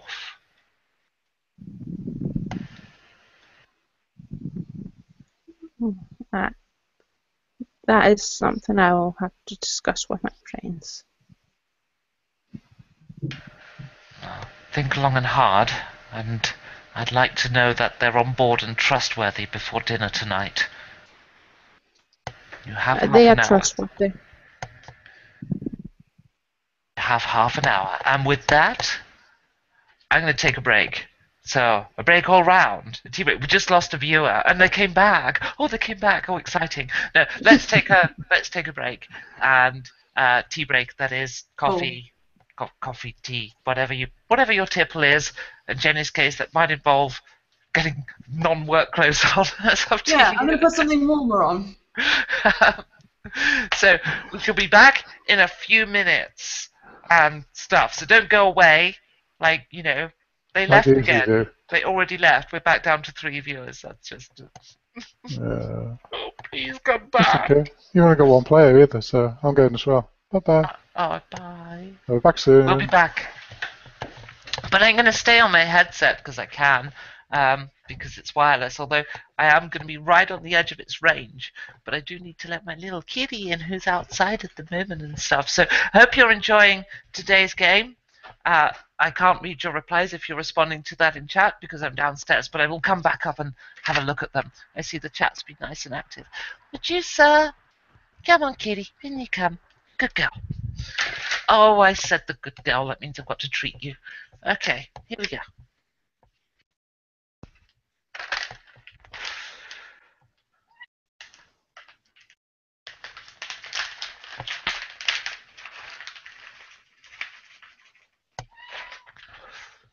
You trick. Oh, good girl. Good girl.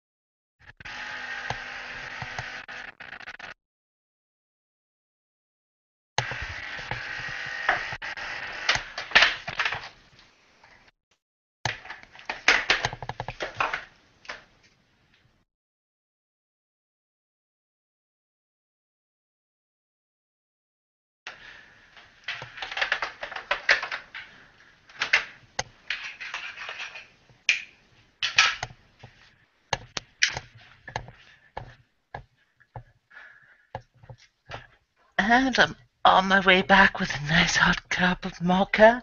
Let's see how many players we've got back. I don't suppose there's many yet. No, they're all still AFK. That's great. No, I'm not making you coffee. I'm making me coffee, DM critical fail.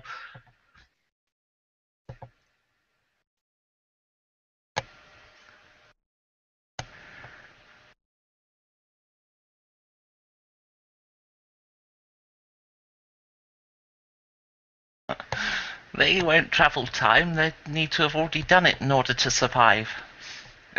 Lord Morbius.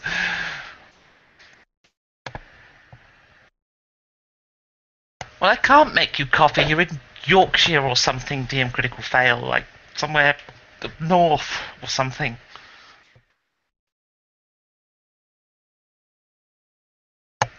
That's why you correct me and say, no, I'm in Devon.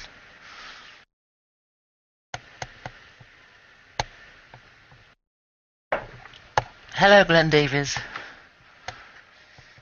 I hope you're enjoying the stream. And I did see a little conversation earlier that, yes, I don't tend to promote these much ahead of time. Because I suck at that.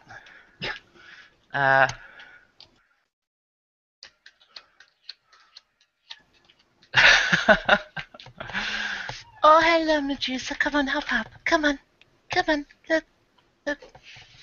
It's the hand that says I'll stroke you if you come. Yay! Hiya. Here she is. One cute little kitty.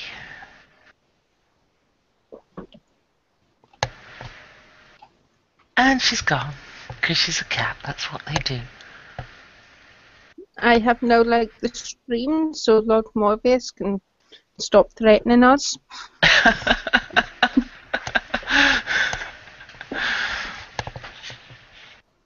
In fairness, he used to do that anyway, even before I put a moderator hat on him. Yes.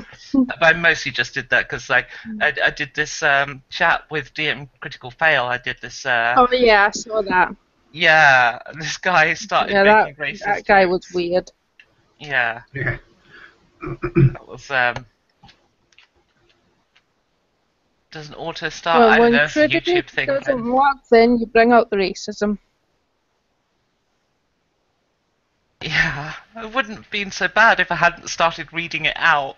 And Matt, who'd read the whole question, was like going, yeah, moving on. No. Blindingly reading it out. And then, of course, even though I then went and banned him, he had several other messages in the chat already. So, I only got worse. yeah. It went from inciting racial hatred through to trying to start a war. Ta-da! I love how you say that when I've got like the most unflattering baggy clothes on. Whereas before I was in like a nice fitted blouse and a fancy little jacket. Yeah, but you see, I get to imagine the interim stage. Of course.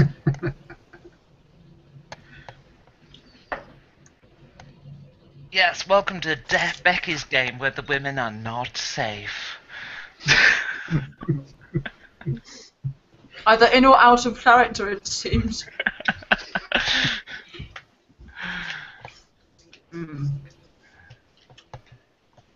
Where are you, Cat? Where did you go? I have no idea.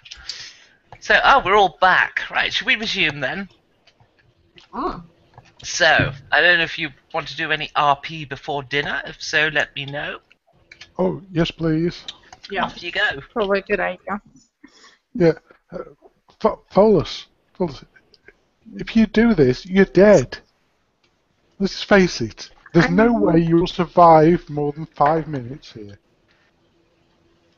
I know, we need to get out of here. May I remind you that no matter what that dwarf has said, his slave doesn't look like this guy is being genuine. If he really cared about halflings and slaves, he would not treat him like shit. Ashad Thume is evil. We should try and destroy it. Did I say the future me? Did I say anything about this before? No, not that I remember. Well, actually, I wouldn't remember, but these haven't told me anything. No, he said nothing. So you obviously didn't do this before. I either didn't get this far or I didn't do it. And the Folas that you talk about sounds like someone I would want to be. So we probably should get out of here. Yeah. So play along if you want, So, but I think as soon as possible we should leave. And at that moment, the halfling comes in, the emaciated one. Dinner is ready now, if it's okay for me to tell you.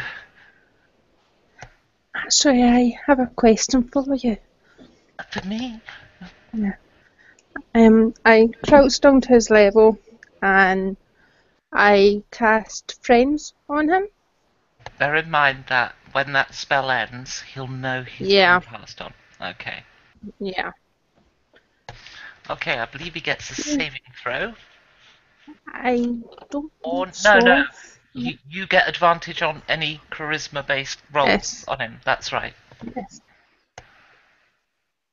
Can you tell me who hurt you? Oh, that's your father. It was. I'm sorry. Were you a slave of my father? I was. And how come you're here? There was an uprising, and in the uprising, your father's house was attacked. He was quite violent towards many slaves and took it too far. Had. Yeah. And was this a recent thing? He used to be, I'm told, a good man. Long before my time. I have only been here for 4 or 5 years.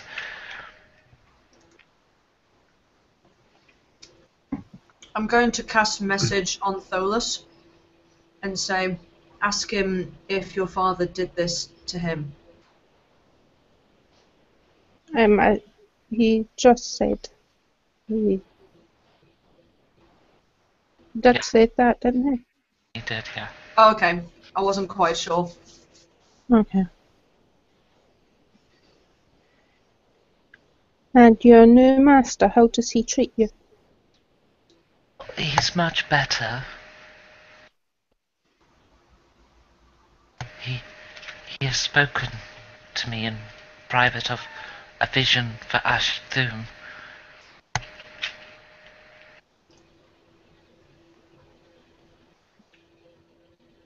And do you think this will happen?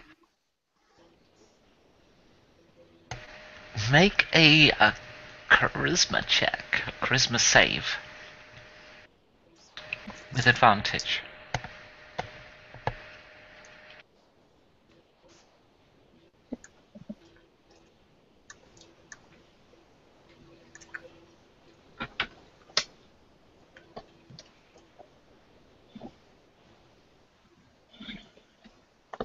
I think I had advantage there. Yeah, It's looks like 22. a pretty healthy pass. Please follow his plan through, please. I don't want to go back to the Ashad Thume as it was.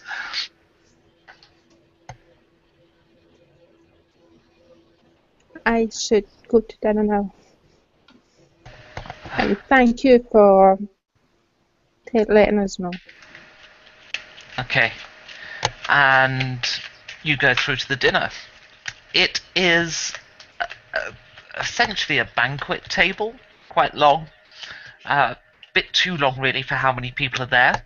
It's only laid out with chairs in the middle, but food is laid out across the whole thing.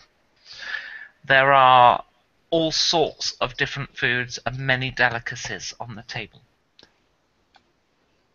I step aside and let Ardis go first. I was just going to say, I'll grab hold of Ardis's back of a collar to stop, just hold back slightly. Just go flying into the whole of the food. Oh, no. I'm actually quite reluctant at this point.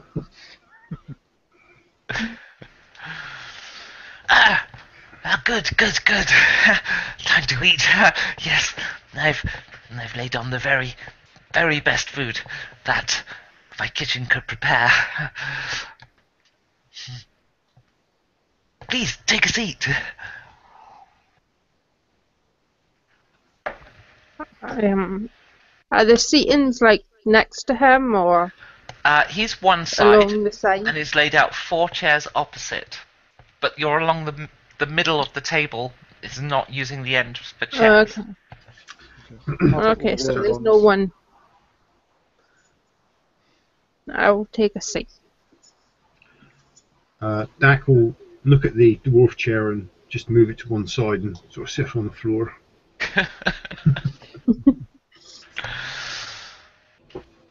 Very sturdy dwarf chairs. They'll take your weight, they just might be a little small. Yes. Well, tuck in. It's good food. Just try to leave some for the staff, he says, looking at the halfling. I get a fork with my right hand and stab it into a bit of meat.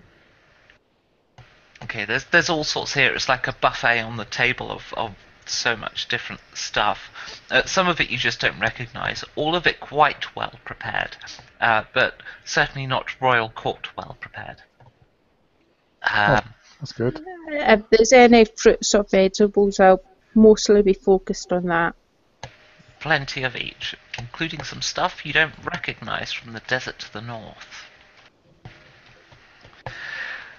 Which Savannah might recognise, actually. That's whatever. Unusual Never this did far it. south. Never did like that. So you've thought about my plan to change my vision, to change the city. You see what could be achieved when their own laws are used against them. They would never have foreseen a mongrel. It's fantastic. Fantastic. And what would be our first step? We need to kill your brothers.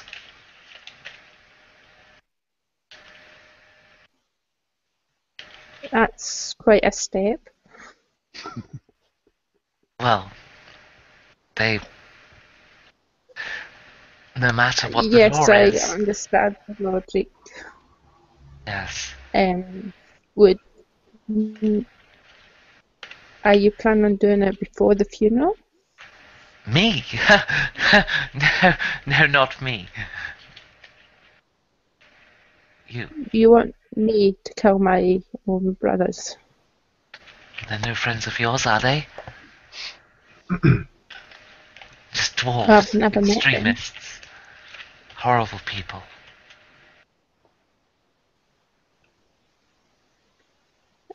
I will have to take your word on that.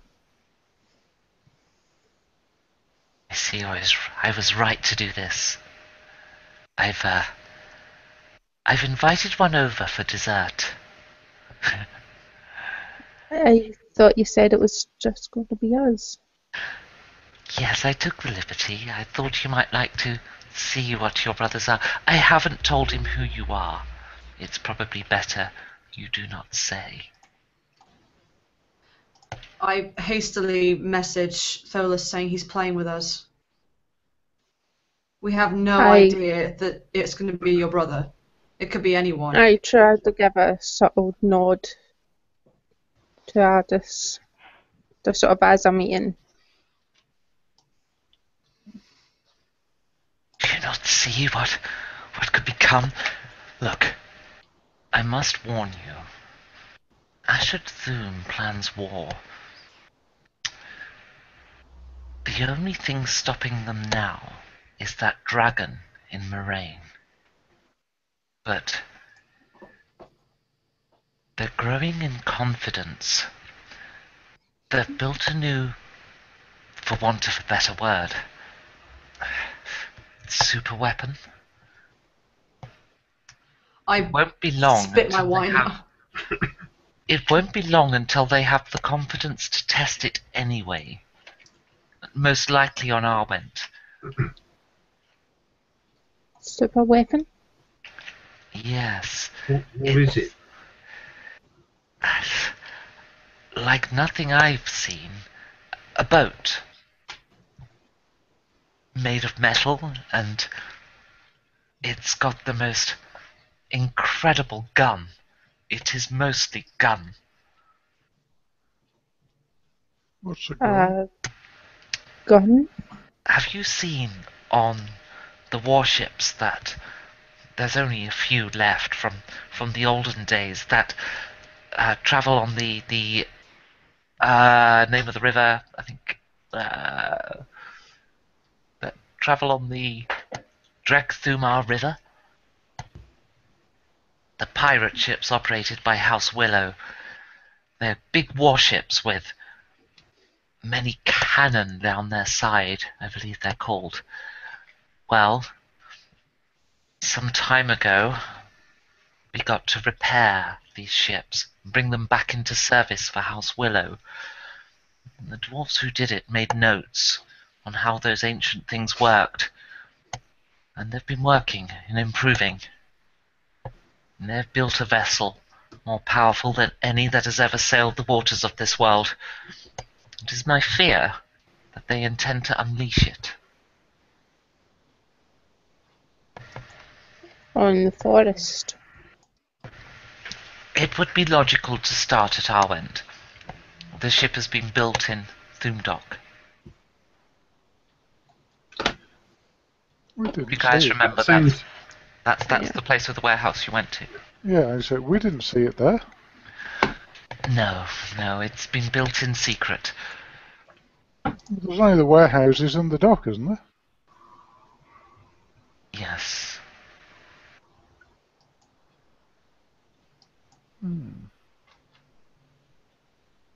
So we've just come from there. Those warehouses get much traffic, but there's one that never opens.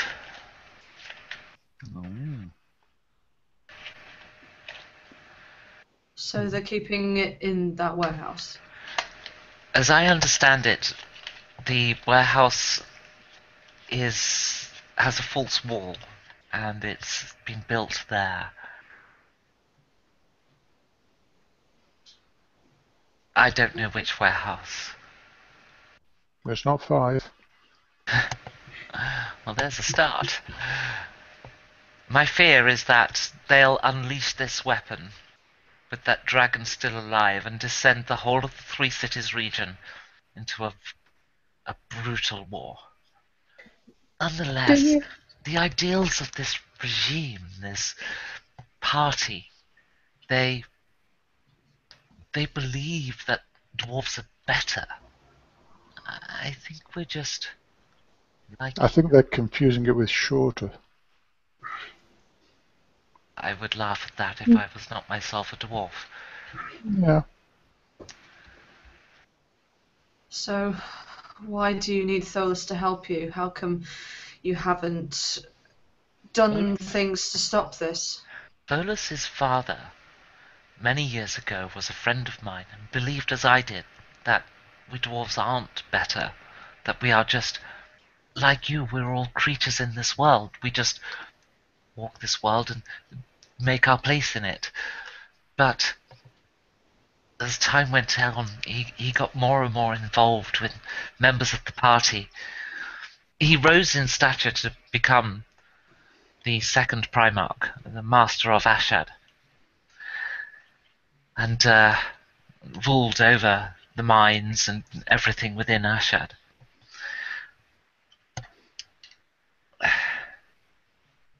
He changed. But the situation of Folas being a mongrel, it's our chance. It's a dwarf who believes as I do. He will be legally unchallenged if Darthan's other sons, and he had no daughters, but if his other sons are removed from play, Folas would inherit everything.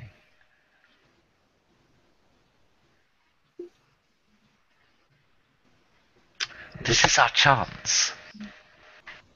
Why can't we just destroy the super weapon?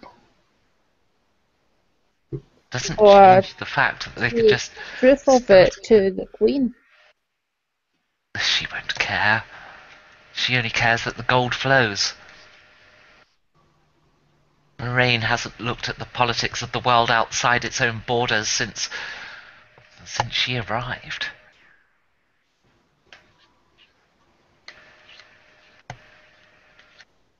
Well, Dax had a fair bit of wine by this time, and he'll say that well, killing a few dwarves won't pose much of a problem if that's all I have to do. Indeed. They do have slaves, though. I would ask that you attempt not to have to kill them. Dak wouldn't.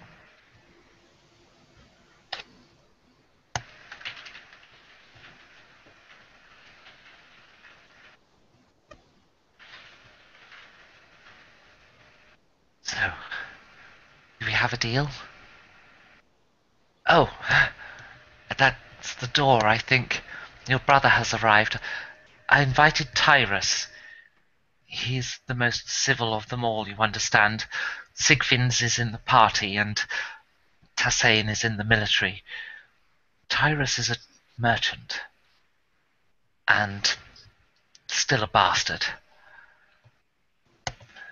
And Tyrus enters, being led by the halfling slave, who he pushes his face out the way as he enters the room.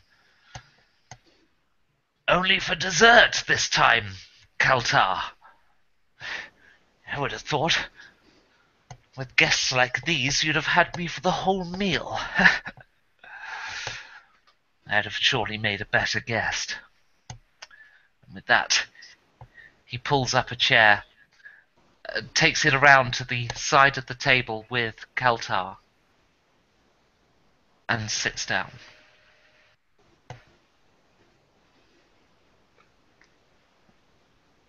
Hello. Yes, whatever. And the slaves start coming in to clear the table of the main course, and the dessert is brought out.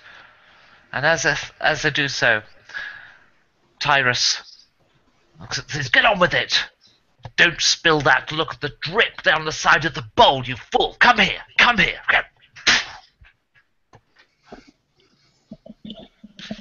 Fucking mongrels.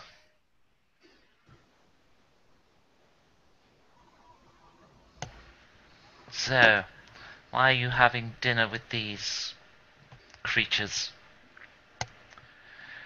Oh, it was business. They're merchants from Moraine. Cat's quite curious. I'd like to keep that one. Can I buy him off you? Sorry, I don't own him.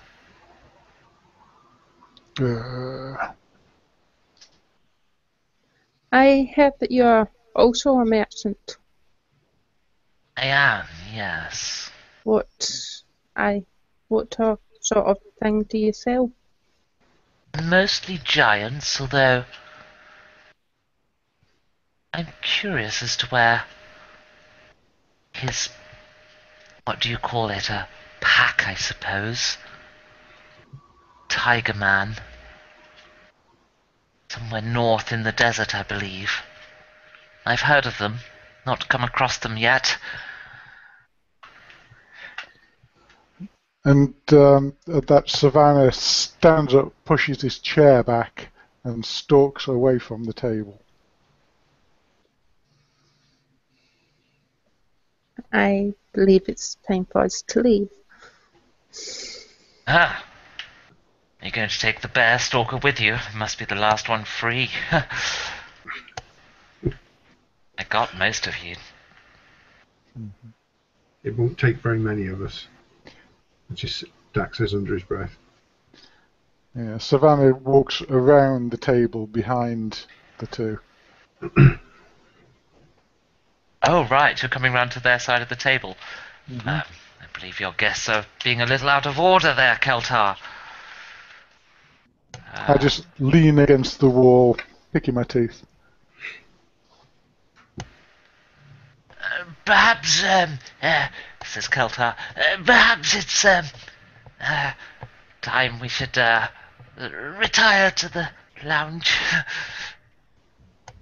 Please not here, please. Rubbish, says Tyrus. I just got here, and I want to eat.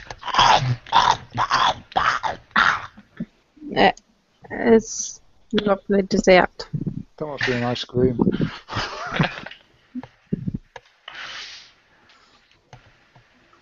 I got done the last of my wine and stand up. I get up when Artis gets up and I sort of pat Dax's arm. So, tell me, Mongrel, what are you selling? I mainly work in weapons. Weapons? Could use a few spears. Snapped a few against the last lot of giants we rounded up. I'm sure the drop and sip spears much more impressive than what I came up with. No. I'll take 24, please. I don't have any on me at the moment. We can arrange something. I'll get my people to contact you. Good. It's a shame. Those bear stalker hides are so tough. Yes, but you won't be able to take one. It does, of course, make you worth more. I won't be able to take one. I rounded up 20 thus far. Anytime you want to come over to this side of the table. I do believe this is a polite dinner, Bearstalker, though I appreciate that might be a stretch for you. Didn't sound that polite earlier. That's why I'm staying on this side of the table. You did ask me about my business.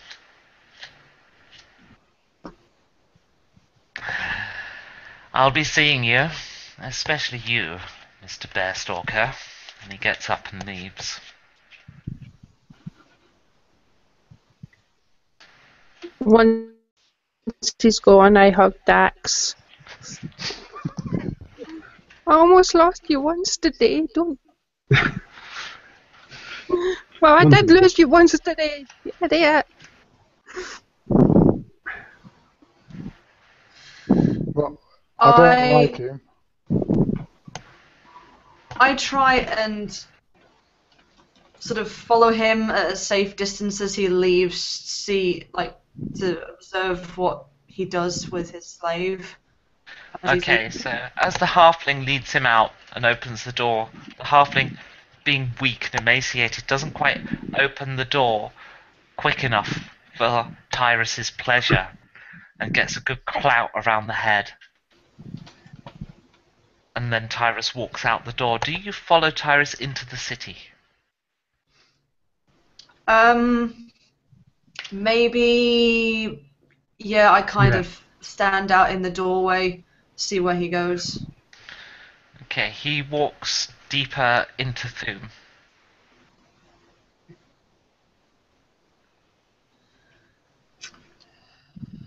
I'll shout out from the hall.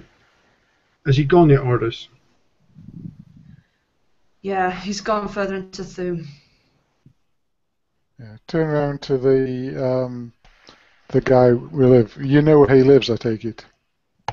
Oh yes. Yeah. Come back, Ardus. No need to follow him. I wouldn't follow that scumbag around anywhere. Tell me, Folas, do we have a deal? I would like to make some adjustments to it. You said this gun ship. Do you think you'll be able to get a copy of the blueprints? Oh, good grief. I'm not in the military, I'm in the party. Any sort of paperwork to confirm it exists? Your brother Sigfindus. Bloody hell, that name generator's hard, Jenny. I didn't make it! Your brother Sigfindus. That's the wrong one anyway. Your brother Tasane.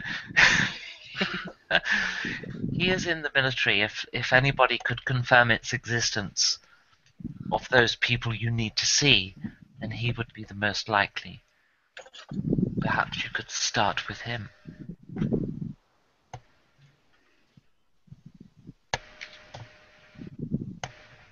I'll have to discuss it with my friends here. Of course.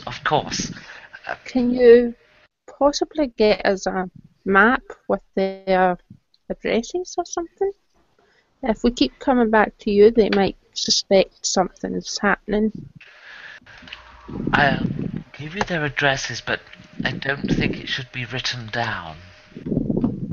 Nonetheless, whilst I sleep, I will come up with perhaps a mathematical riddle that will help you remember it. Which I'll A have to haiku, think perhaps. up.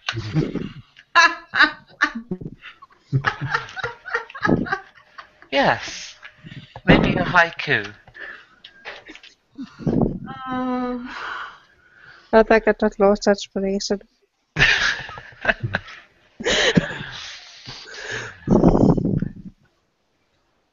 If you're serious about this, Folas, then perhaps you would stay overnight tonight where it is safe here. I have my guest domicile. It's upstairs.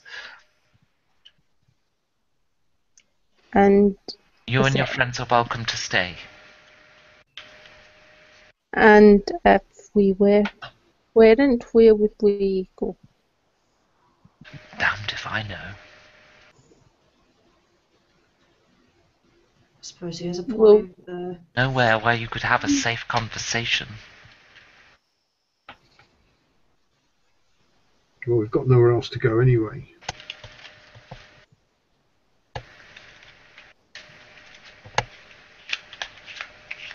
I think we're staying. Yeah. Good. Yes. Please prepare them a room.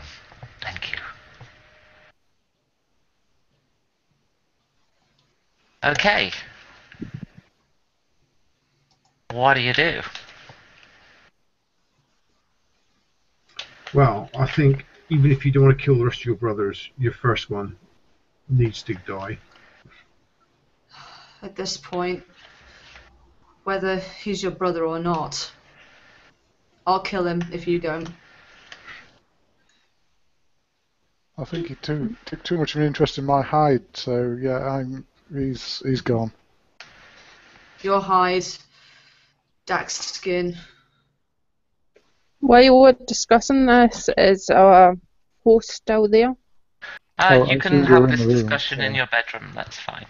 Yeah, I assume that's where we were. Okay. Quite.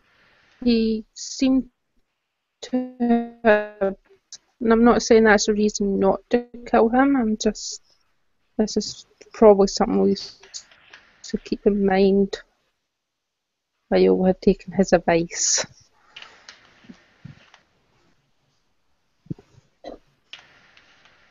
I haven't had many friends, but he strikes me as the people who used to pretend to be my friend.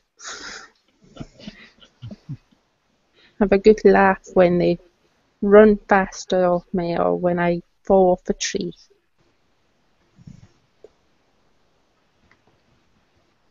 Oh, I don't trust our host, but that doesn't mean that we shouldn't kill the other guy anyway.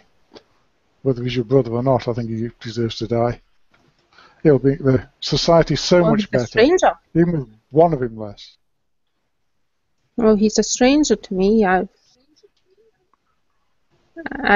may have shared a father with him, but this is a father I haven't even met. So how many brothers did you say you had? I believe it's 3. 3. The last time my mother heard it was 3. Well, it's only 3 more dwarves. These are high up dwarfs, though. My father was important. But you're not like them. I was raised in the forest by my mother. I'm an elf. So She what's the raised you alternative? well. What's the alternative to killing this guy? How do we get out of here anyway, without the help of the local dwarves? Oh, I said we kill him. But we should be careful what else we do. And whether we come back here afterwards. Yeah, that sounds like a good plan. We maybe search his place, find out what's going on. Mm-hmm. Yeah. And do we kill the brother we just saw? Or do we kill the one in the military and see if we can find any plans? Well, the one we just saw is the one that knows of yous, and Dax. He's Yeah, the one true. threatening us. Yeah. Good for me.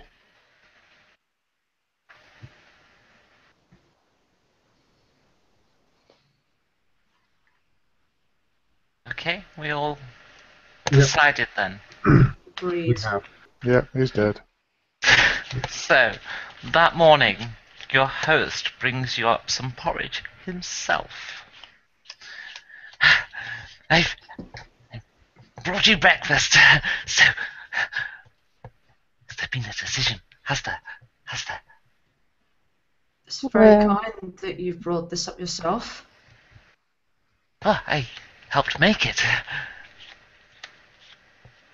So, can we thank the other chef? Yes? Go to the kitchen? Okay, I get up and go to the kitchen while the others talk. Okay. In the kitchen is a brutish looking creature. Has tusks for teeth. And is currently sitting on one of the workshops smoking. Oh, sorry. I thought you were going to be a halfling.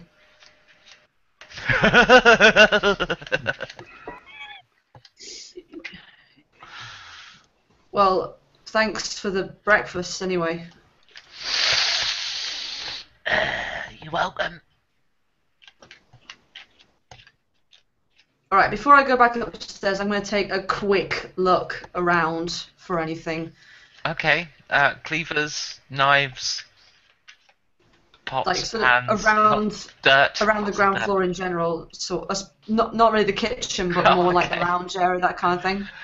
So rooms downstairs include a pantry or larder or whatever, the reception room, the dining room, another room which you hadn't been in, but as you enter it, it's got basically it's a small office of some description. Has various papers and shelves of books. And then a door out to the garden, and that's all there is in this cube, but it connects to another cube, the door to which is locked. Okay. Alright, in that case, I'm gonna knock at this door. And there is no response. Okay. I'll make a note of that door and head back up. Okay.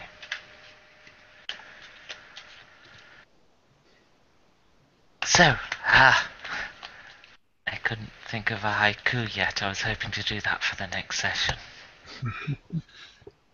Damn it. Well, I'm sure I can remember one address. It's really hard to do that when you're talking and engaging in being a DM.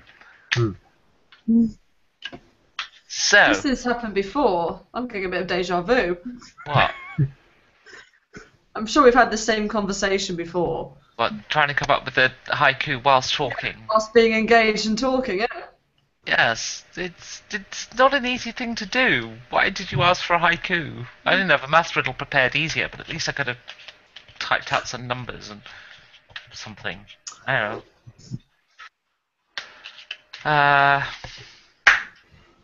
know. Somebody talk. Oh, did you see the halfling? No. There's some kind of orc, I think, downstairs, smoking. He had big tusks. It was huge. Well, not as huge as you, Dak. An orc. I think so. Or an ogre. I get the two mixed up. So where's the halfling?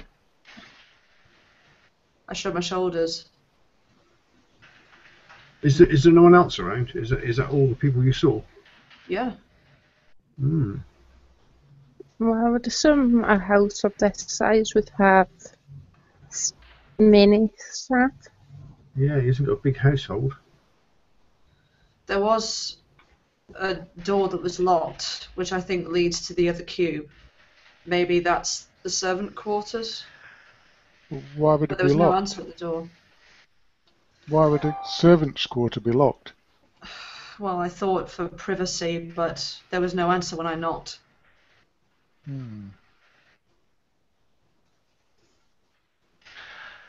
So, 0 to 5 and 4. Then in Ashad, west 8 more. First red door in Thume. I'll never remember that.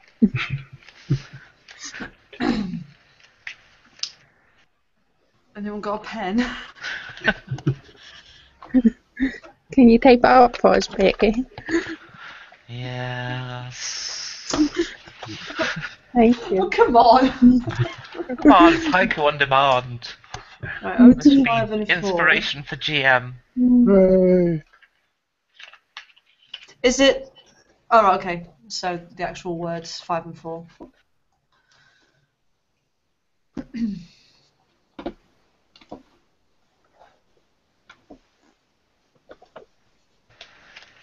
It's good, yes, says your host. Easy to remember. It's amazing. Yes, don't write it down. I mean, if you get caught, it could make clear your intentions, expose the whole plot. It's a haiku. Yeah, who's going to Don't question a stick a haiku? I'll just... I am into poetry and music, and I'll just say that I'm writing a poem.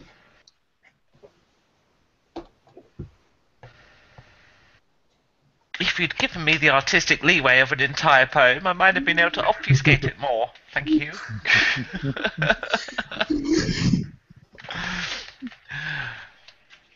Right then. Thank you for humouring me. You're welcome. Yes. Is this the sort of power I'll wield in my father's possession? I'm sorry, I couldn't quite catch that. Would I be able to wield this power over everyone with my father's possession? With your father's position, you would be ruler of Ashad. And I could demand haikus from everyone? Yes? I look at Folas. I suppose so. Interested. Hopefully not every NPC you meet. You'll stop meeting them rapidly.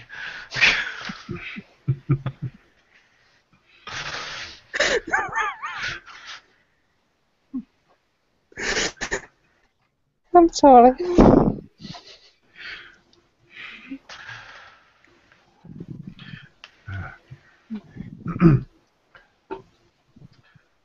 I didn't like how you sprung introducing my brother on us. If we're to work together, I don't want that to happen again. I thought it was necessary. I think the right thing to do. Must understand. I can understand. The vision comes first.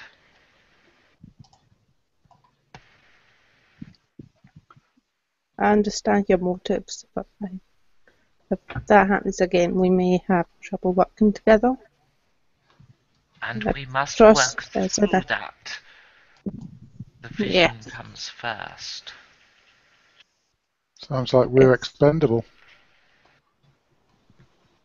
Well, you are. Folas isn't. They are not expendable. Well, Bodok charges good They are not rates. expendable. They are not Bodok expendable. charges good rates. He is very reasonably priced to those who share the vision. So would he accompany us?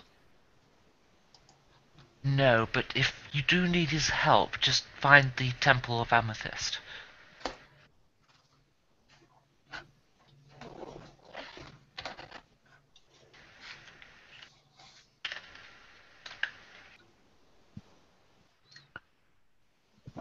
So, when would we best...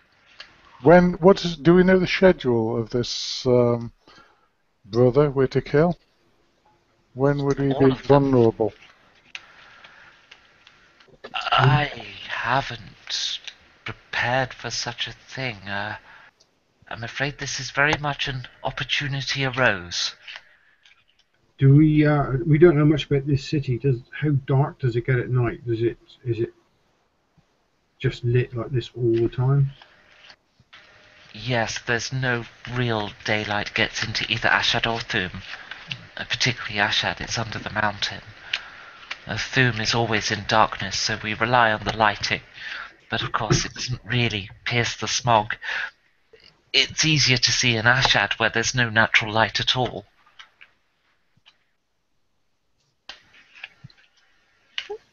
I have a question concerning the laws. If I was to kill my brother, would that be an issue if they knew that I killed him? Yes. So this is something we have to do in secret and not with an audience. Yes. You should kill all witnesses.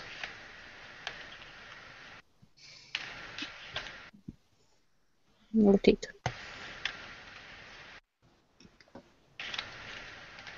So first thing we'll need to do is stake out the home of the brother. Do you know if he has a large staff of slaves in his house? Tyrus, he is a slave trader. He has pens of slaves. And guards, then, I assume. Yes. So releasing the slaves might be a good idea.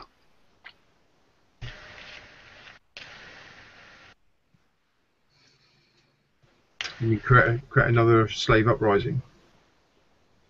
We've seen the... They killed all the last ones. Then we kill Yeah. him first. Then free the slaves. Well, freeing the slaves might give us some more cover. But if we could arm the slaves first... They Then killed they all would the slaves that killed my father. They'll roll these up and kill them all.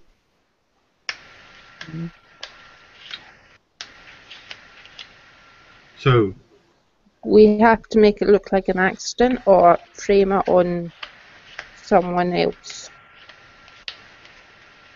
But not the slaves. So we can't release the slaves then, because they'll blame them.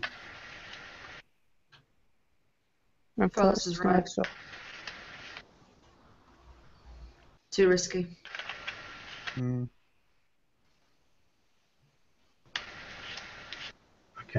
Okay. Well, we either catch him out in the street one night and kill Well, him. How was he with anybody when he left Ardis? No. So he doesn't go with bodyguards normally then. So we need to find him when he's going out again. Why don't we just kill him at his house? He'll have Guards? guards for slave pens. What about at the funeral? If we play our cards right, we might be able to get all three. Except he's an important person. I don't think it's going to be a quiet affair. It would be very suspicious if all three of them go at once.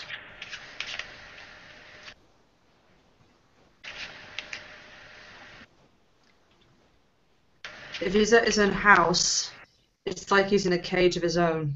If he's out wandering the streets, he could easily run off, raise the alarm.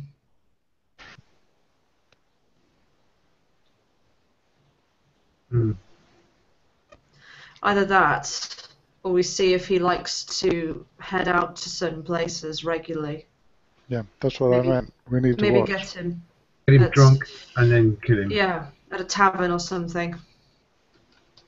Well, if all three of them have accidents, that might be suspicious. If we get two, we can put the blame on the other one, and the law should step in. I like your way of thinking.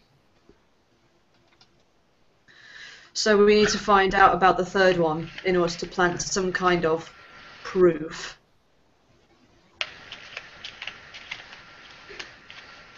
Maybe some of his hair or a piece of his clothes.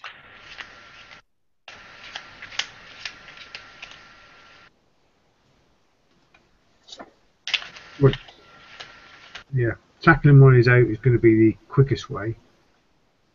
If we have to break into his house, it's going to take a bit longer, isn't it? We have to watch the place. And... Do we need to do this before the funeral in order to make a claim? Yes, they should be removed before the funeral.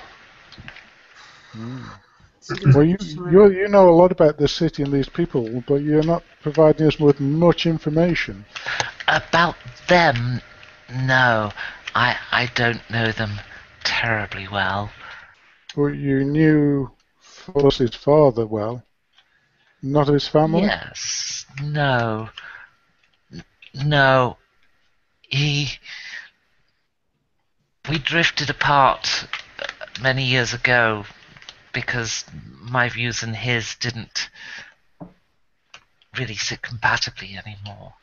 As he got more extreme, I didn't come with him. Can you get us any poison? Or evidence to help frame. If you could visit them, perhaps you could secure some hair or something.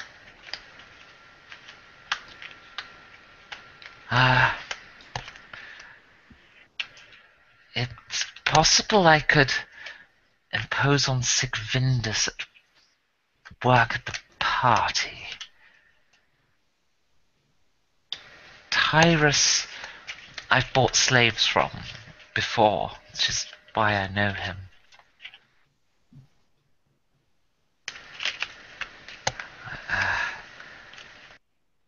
May not like me much after yesterday. Could be dangerous. I will see what I can do with Sigvindus. Perhaps I can get a hair sample or something. And if he's arrested for killing his brothers, how would that affect your plan? If he's arrested,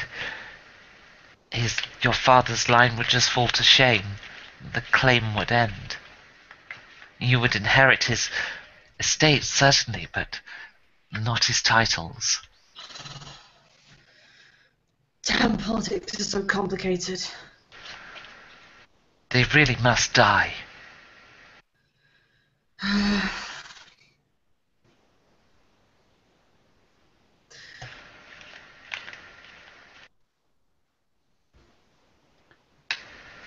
So, tell me again how this gun operates.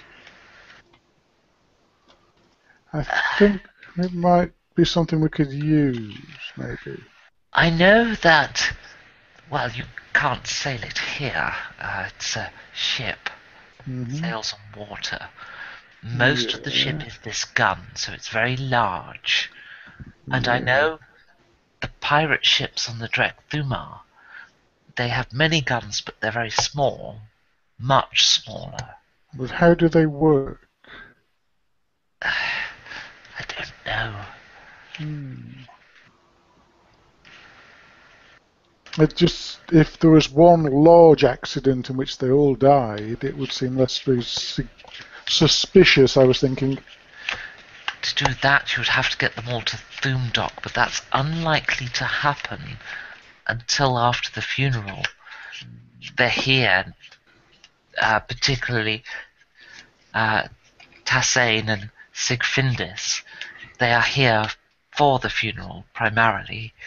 They both have They all three have business that takes them out of the city on occasion. But the gun has been made in Thume Dock, but all of the provisions for it, the propulsion for the gun, surely that's made elsewhere? Parts have been assembled in various factories in Thume, but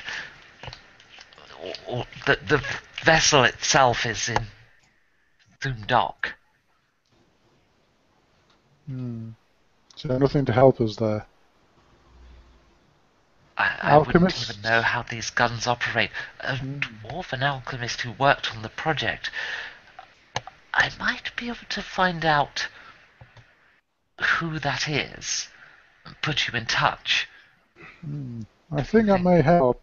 I'm sure it must use alchemist fire in some way. It's possible.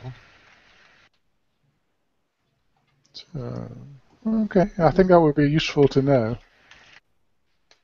I will try to find out who it is, and if I know them, introduce you.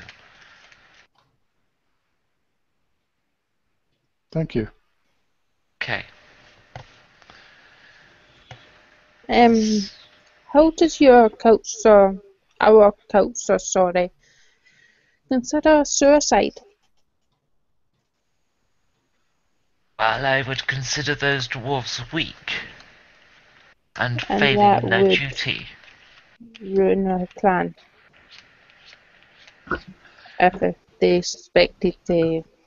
No. If your brothers committed suicide, that would be fine.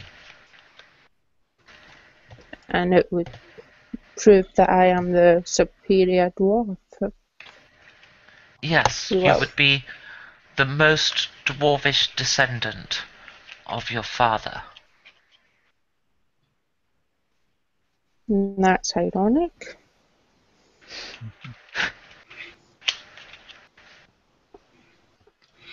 A lot of stories held in being pure-blooded in this city. I wish it wasn't so. This would be much simpler with you being the eldest. If we can make it look like it's just the one that killed the other two, and make it look like the last one committed suicide, like they couldn't take the guilt. Yes, a good hanging. Perhaps a note.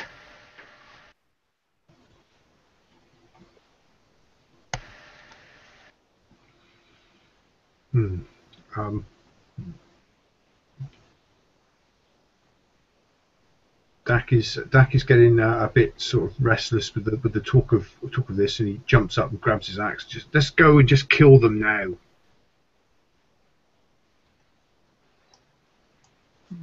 Yeah, that didn't work out too well last time. We had our butts handed to us by Tim. And his merry men. Yeah, that's a good They point. killed you, Dax. They didn't You kill were me. dead. It's one dwarf. We'll kill them one at a time. We find him, we kill him. Is there any way to put the blame on the wife? She's not an heir. Indeed, the wives are not blood relatives to your father, Darthan.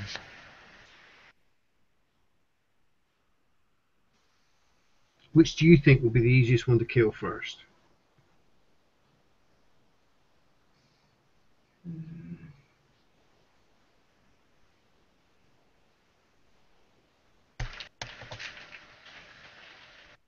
We haven't really met the other two.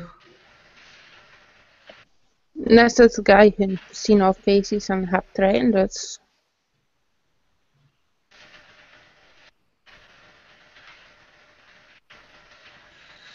Maybe it would be better to keep him alive for now, and maybe get to know him a little better.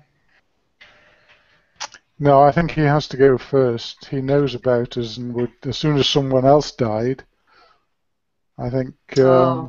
we may be recognised. trace back to here. We just grab him, take him somewhere, and then kill him. Yeah, that sounds good. We'll get a cart or something. We'll kidnap him, shove him in the back.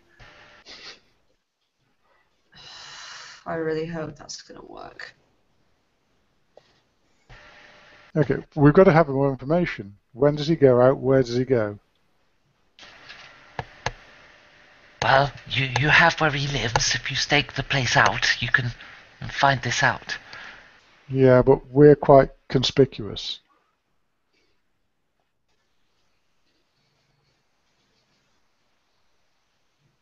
I think we turn to look at Folas. Would you agree to be tattooed with my mark? What mark? That of being my slave. No. I wouldn't do that. No, it'd mess my fur up. Well, just Anyone that tries that is going to get the axe. try not to be too long in one place.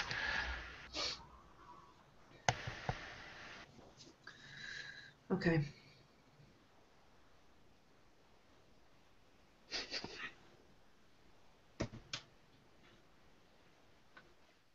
So, do we all go, or do we send one who can look like a dwarf? Or someone who's small and can hide.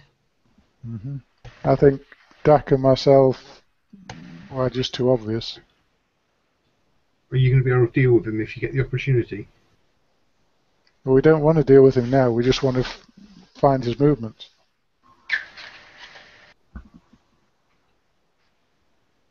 But If we get a cart or something, you could possibly hide in it. Yeah? Looking at our house, do you have any carts? I can arrange to have one here very quickly. Yes. That could be a plan. Would that be suspicious?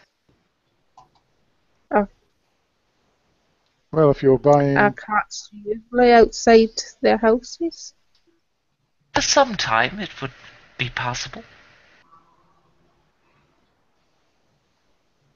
Linger too long and anything becomes suspicious.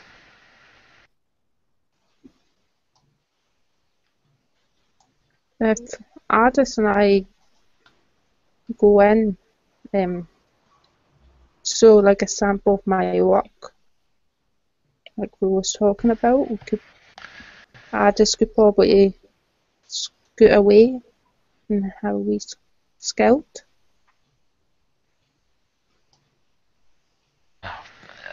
Perhaps. Spears are cheap here.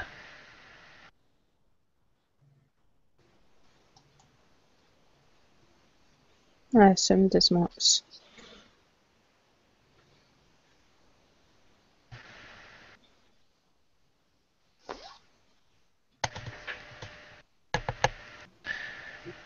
I shall arrange a cart for you. And he goes and does so. It only takes 5-10 minutes and a cart full of linen turns up. Right, boys.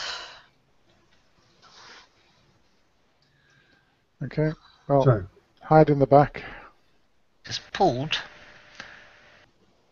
by a giant. Stoneweaver clan.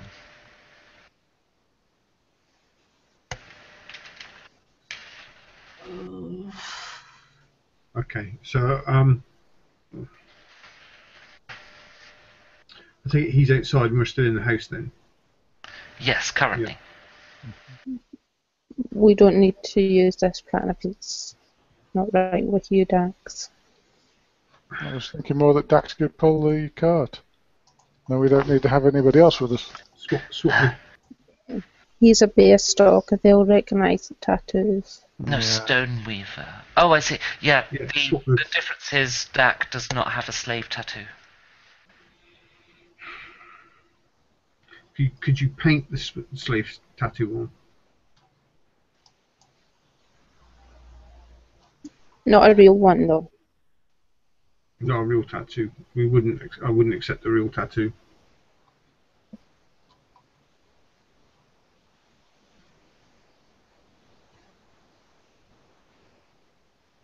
But yeah, swapping me over for the other Goliath, that would work, wouldn't it?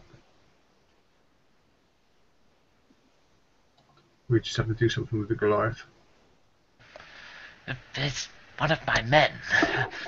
Oh, You don't need to do anything. I've arranged the cart for you. Oh, okay. Well, so he will do what we say. yeah. Well, yes. Okay.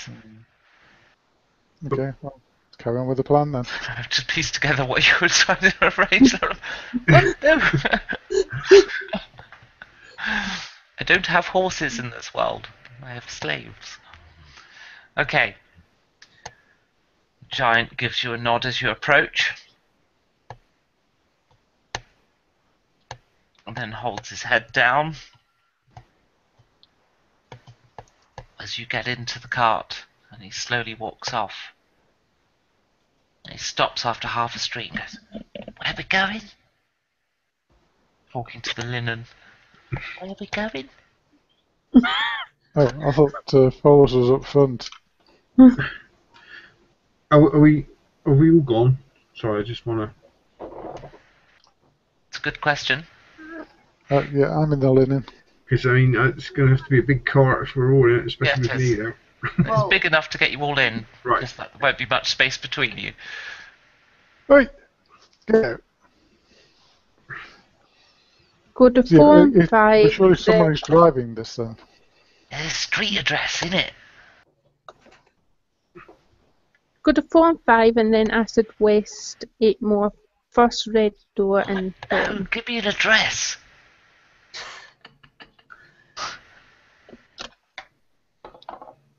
Oh, I forgot the Ashad or Thume? Oh, thin, red door. Ashad.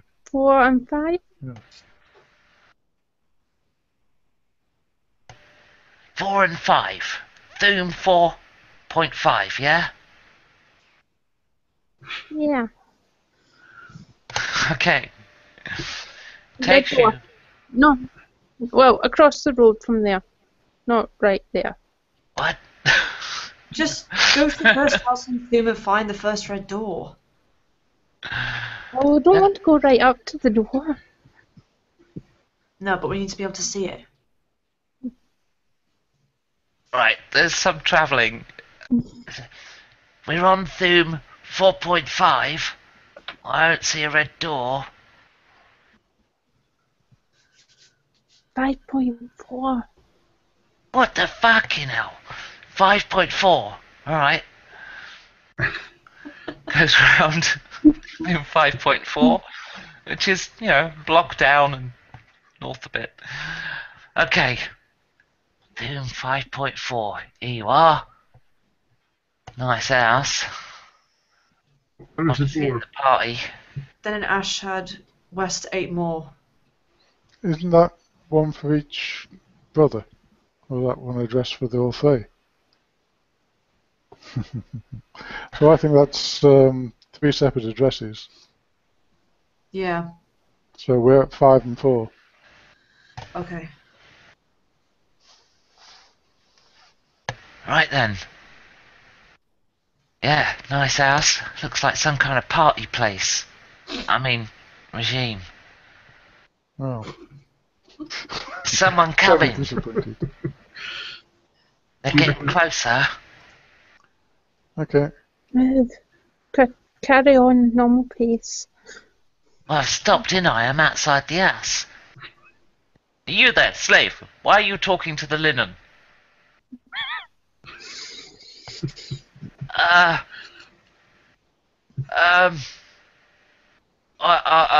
think I got it on the head. Who's your master? My master, it's Keltar. See my stamp. Right. I'm going to write you up, I'm afraid. Talking without being spoken to. Now that's quite a serious crime for a slave. And we'll end it right there. But he's right there! Is it him? Well, you don't know. You don't know what he looks like, but Oh. you might recognise some of your characteristics. But we'll find out next week. Sorry, 2 weeks. No, we will not find out next week. Agnes Cruciator. Because this time next week, in fact, this time Monday next week, I shall be playing Agnes Cruciator in Jenny's A Clockwork Opera game, and I shall then be playing Agnes Cruciator on the next day, the Tuesday. So Monday and Tuesday next week, where it's down with a completely different regime. In our steampunk game of Rebellion. That one's heading to Rebellion. This one's just starting out as Rebellion. So, You mean Revolution? Revolution, yes. This one is it's not really revolution, is it? It's bringing it down using its own mechanisms. So, but yes, politics, yes, politics. Well, we've had some hack and slash, we've had some epic, and you did ask for intrigue, dark, and mystery at the start of this campaign. It took 9 fucking episodes, but you got to the dark, mystery, intrigue part. So I said I'd do it eventually. Yeah, true. And of course, there's a bit of epic. You've got this death machine, the Death Star's out there in play now. Threats of war coming and all that crap. So, yay, still got my epic. Just took 9 episodes to make it just a flavour of epic instead of an overall theme. So, for everyone who's watching, thank you for watching. Hope you're enjoying it. We've had pretty much 4 viewers throughout, I think. So, and obviously we get loads more after the fact. Sorry, I'm just reading Lord Morbius's comments there. But yes, hope you've enjoyed it, and I hope you tune in 2 weeks' time, Tuesday, 8 to 8:30 British Summer Time, depending on how quickly Jenny gets back from work. I finished at 8, okay? I didn't actually know that, and I didn't get a message. I'm sorry. It's been a very busy day. Okay.